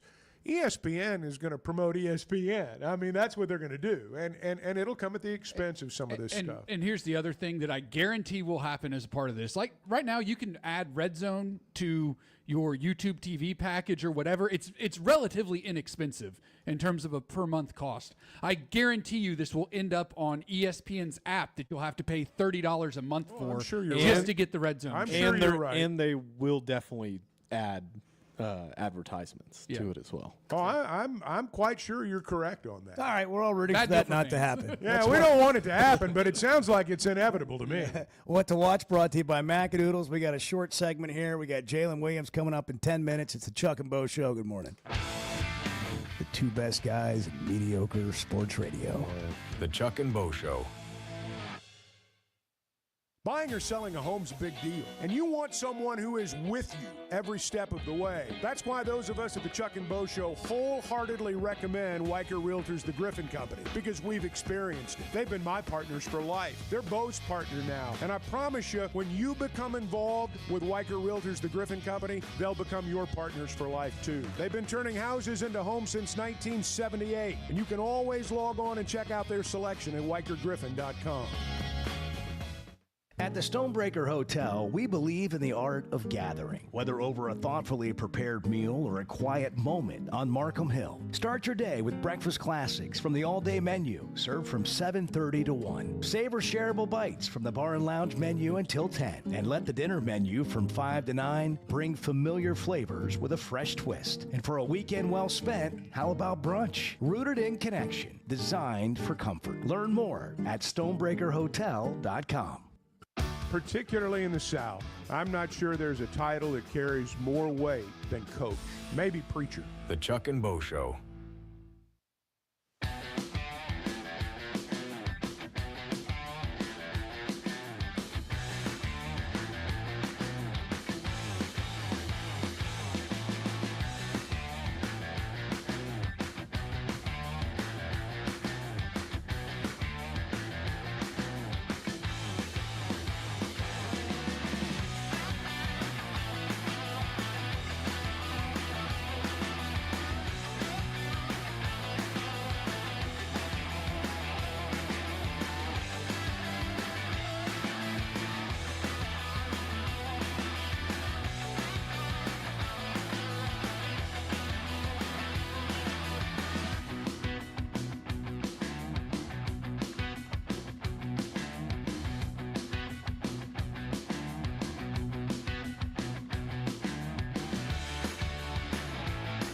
Top 10 in offense. I think we're better on defense. Our special teams are solid. We've got to learn how to finish games, and to me, it's all about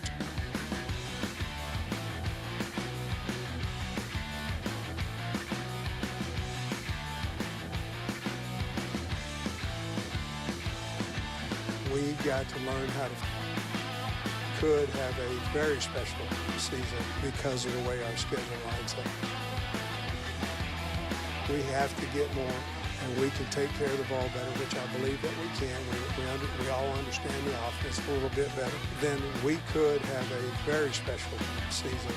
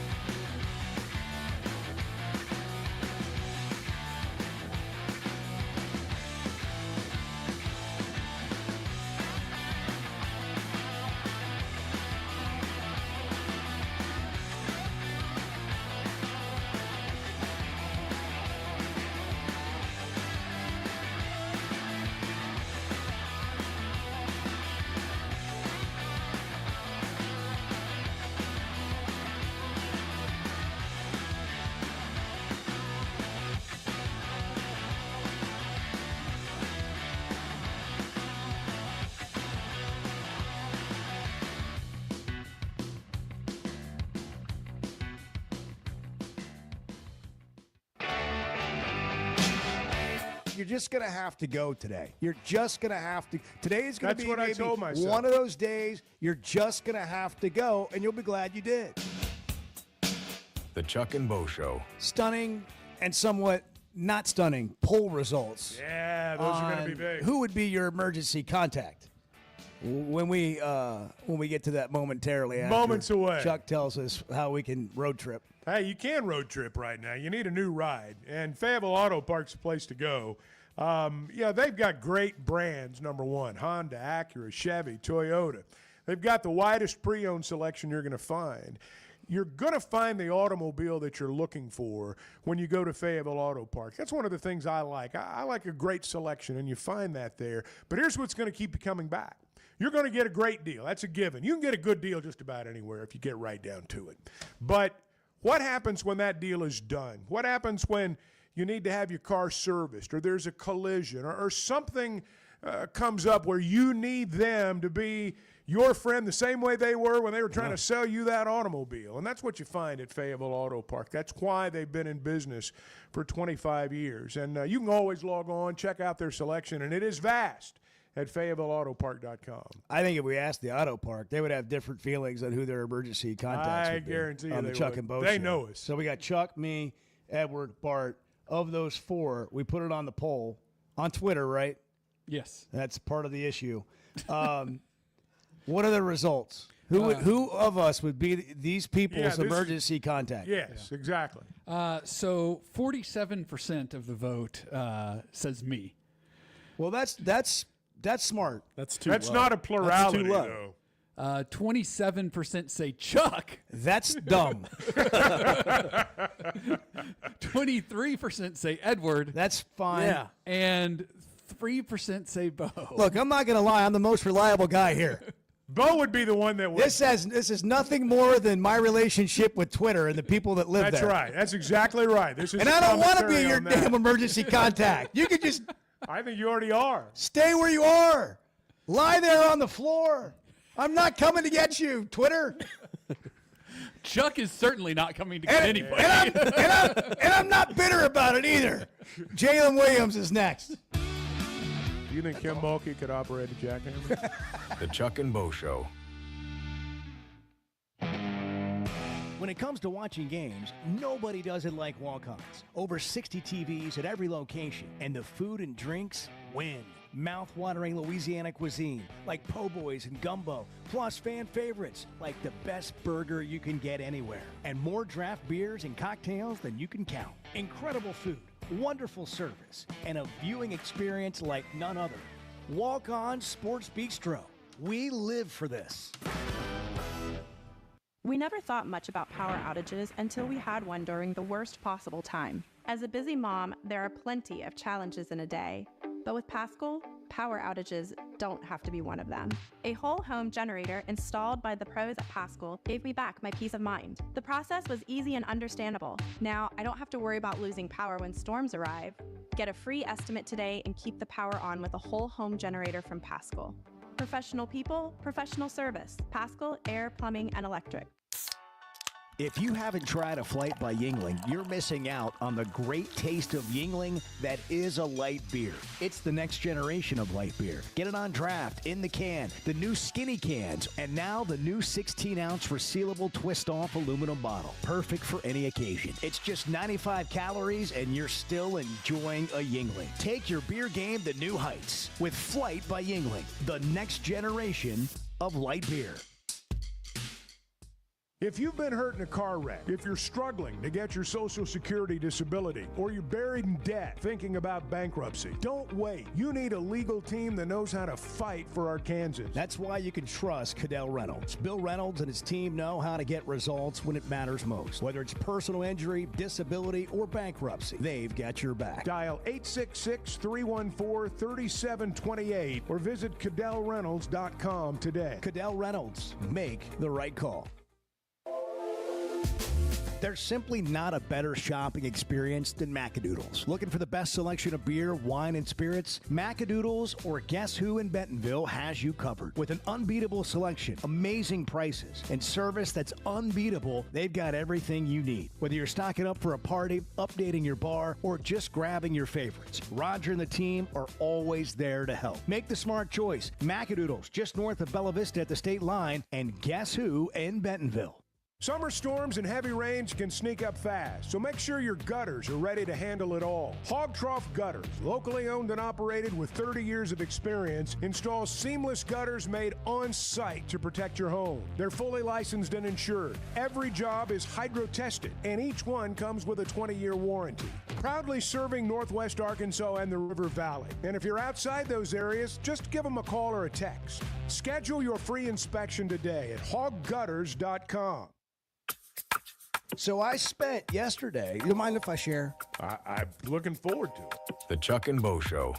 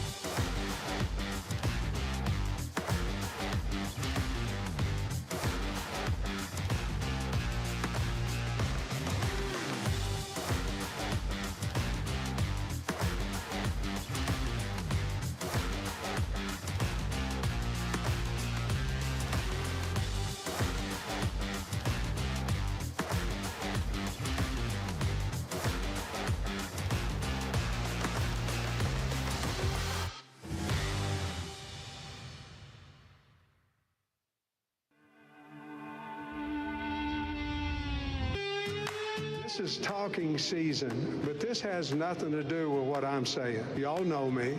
I think we've got a good football team. I think we've got a really good football team. The Chuck and Bo Show. Guess we'll find out. It's going to be good stuff right here. Yeah, We will find out about that. Hey, there's a parade in Fort Smith tonight for Jalen Williams and Isaiah Joe after winning the World Championship in the NBA. Congrats to them. We're going to talk to Jalen momentarily. The parade's going to begin at 6th and Garrison and end at 10th and Garrison, and the street will close at 5. They're having a celebration before that in the Bakery District Event Hub, Garrison Avenue Parade Route, all that area. It starts at 4 o'clock today. Big party from 4 to 8. Yeah. For the Thunder winning the championship. They're going to have a big time in Fort Smith today. And, there's camps going on, too. Jalen's going to have a camp in Fort Smith tomorrow and then Saturday in Springdale.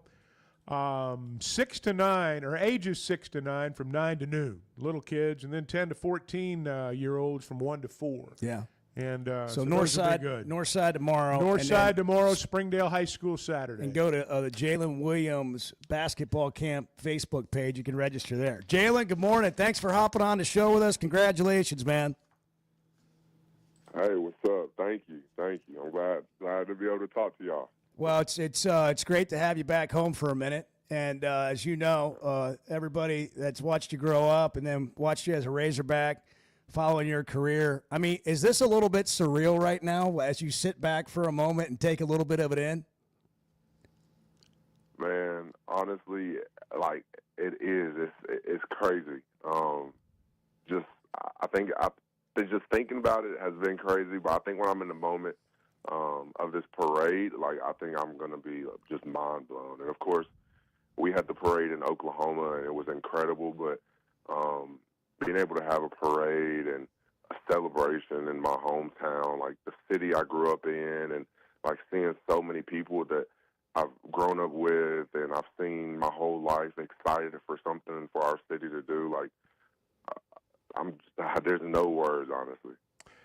Jalen, you know, we watched you when you were here, obviously, grow your relationship with the fans. Fans loved you. That's what I'm trying to say. It's the same thing in Oklahoma City, it seems like. What's it been like for you to be adopted by Oklahoma City and treated by their fans similarly to what you were at Arkansas?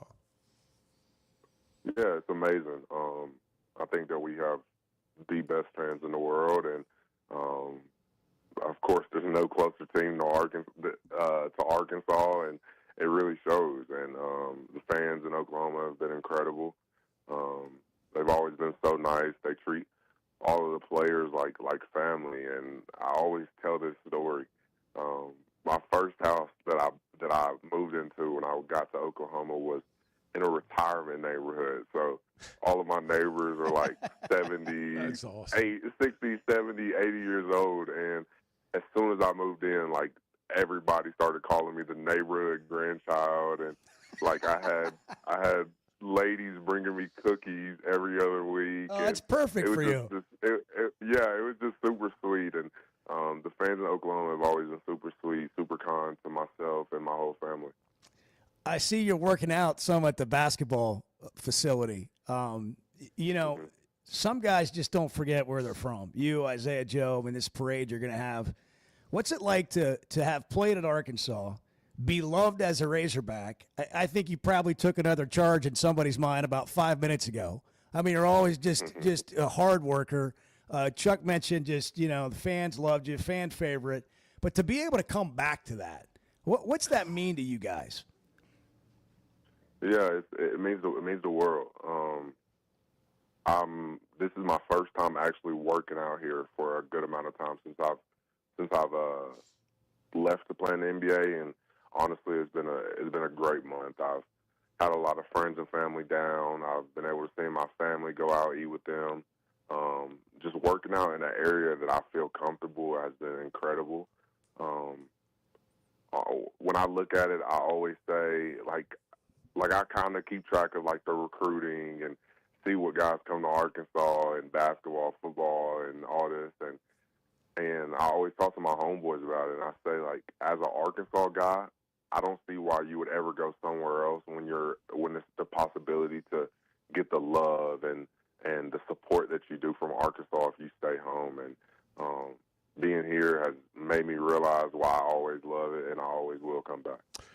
Jalen, tell us about life in the NBA. And I wonder what you've learned in a short amount of time about what it takes to stick, not just make a roster, but stick.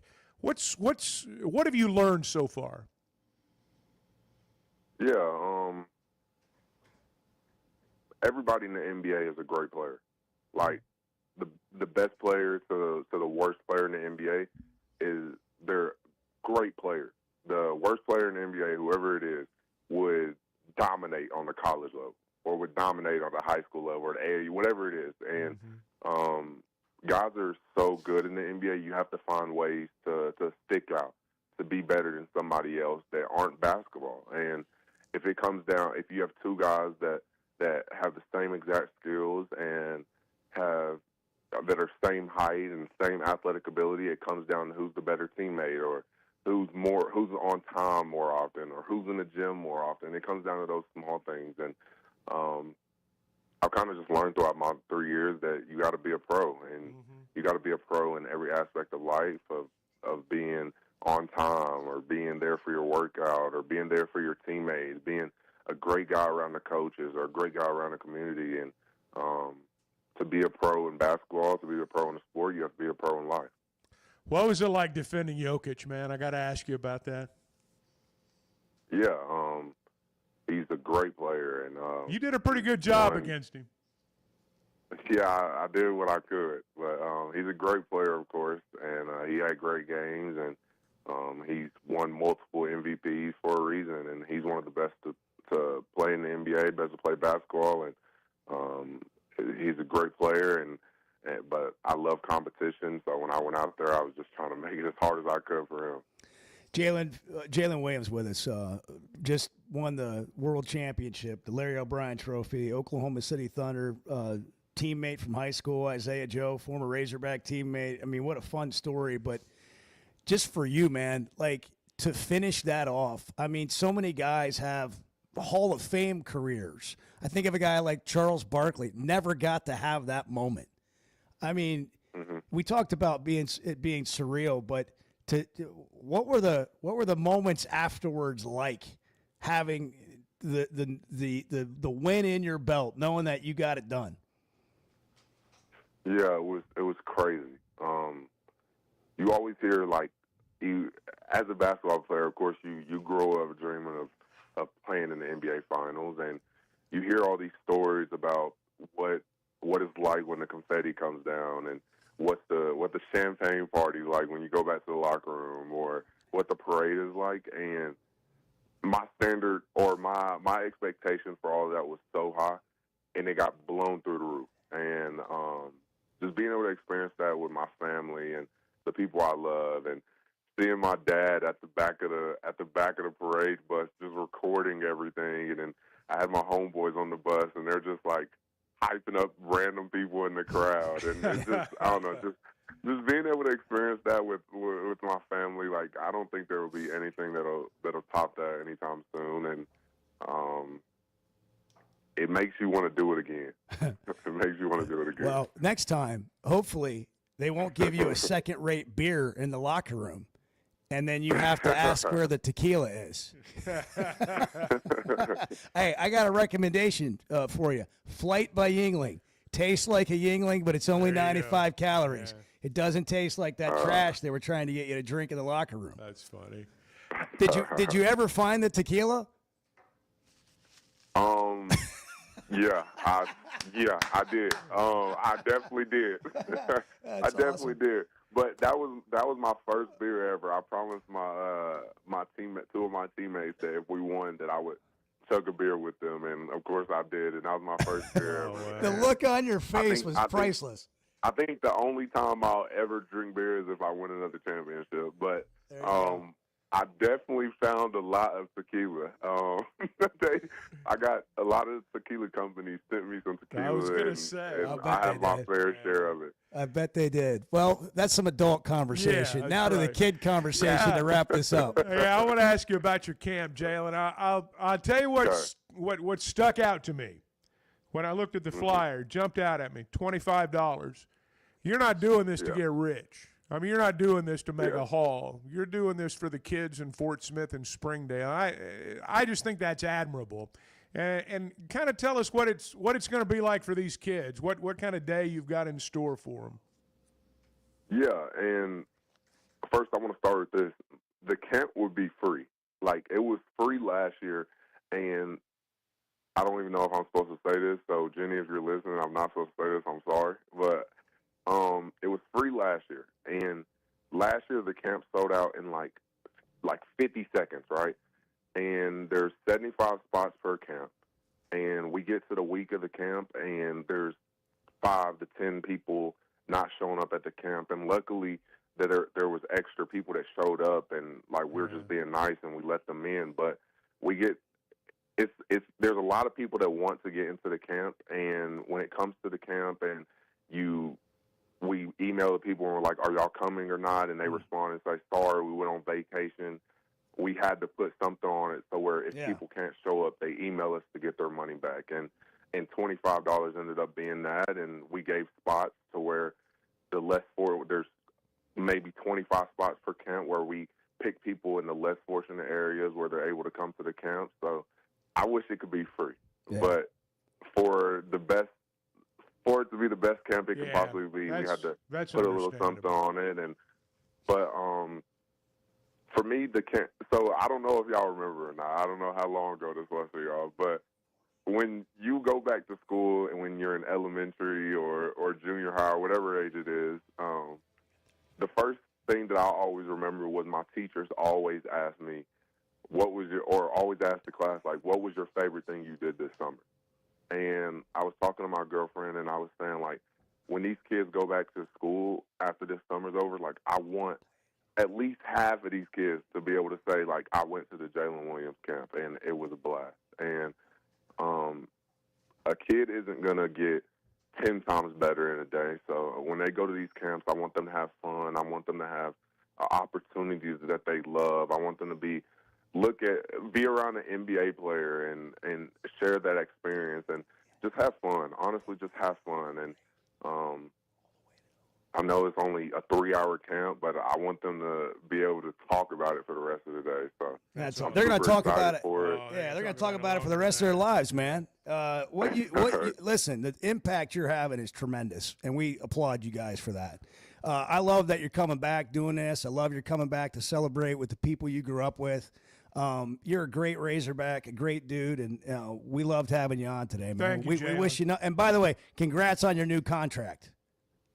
Yes, sir. I appreciate you. All right, Jalen. We'll talk again. Yeah, man. Anytime. Thank you for hopping on. Yeah. So, all right, man. So the parade's tonight in Fort Smith. Just let me know where we are on time here. The parade's tonight in Fort Smith at 6 o'clock. They're going to shut the streets down at 5 down there in Fort Smith at Garrison Avenue and 6th and Garrison, and then it'll end at 10th and Garrison. Isaiah Joe and Jalen Williams. And then Jalen's got his basketball camps tomorrow morning at Northside and then Springdale on Saturday. And go to their Facebook page, Jalen Williams Basketball Camps Facebook page. I don't know if you can still get in, but you can find out there, or you could register for next year. Can we register? Can I go? I mean, I think we can go and observe. Work on some skills. I think we get Work on that defensive stance. I don't know at this point, Chuck, if it's going to do I'd much take a good. charge. I would take a charge. You would take a charge. Okay. Yeah. Well, I think I could probably pick someone else that you could take one from. I want to take a charge. I'm gonna have. I tell you what. Charge from Bo. I'll tell you what. We'll do Wright's barbecue. We'll have him. We'll have them roll over you with a charge. Well, that's all right. different. Chuck and Bo show. Have a great day. We're back and trying again tomorrow. And I listen in every day. Everybody know that. I met a guy last night. Love y'all to death, Jeff. Good. The Chuck and Bo Show.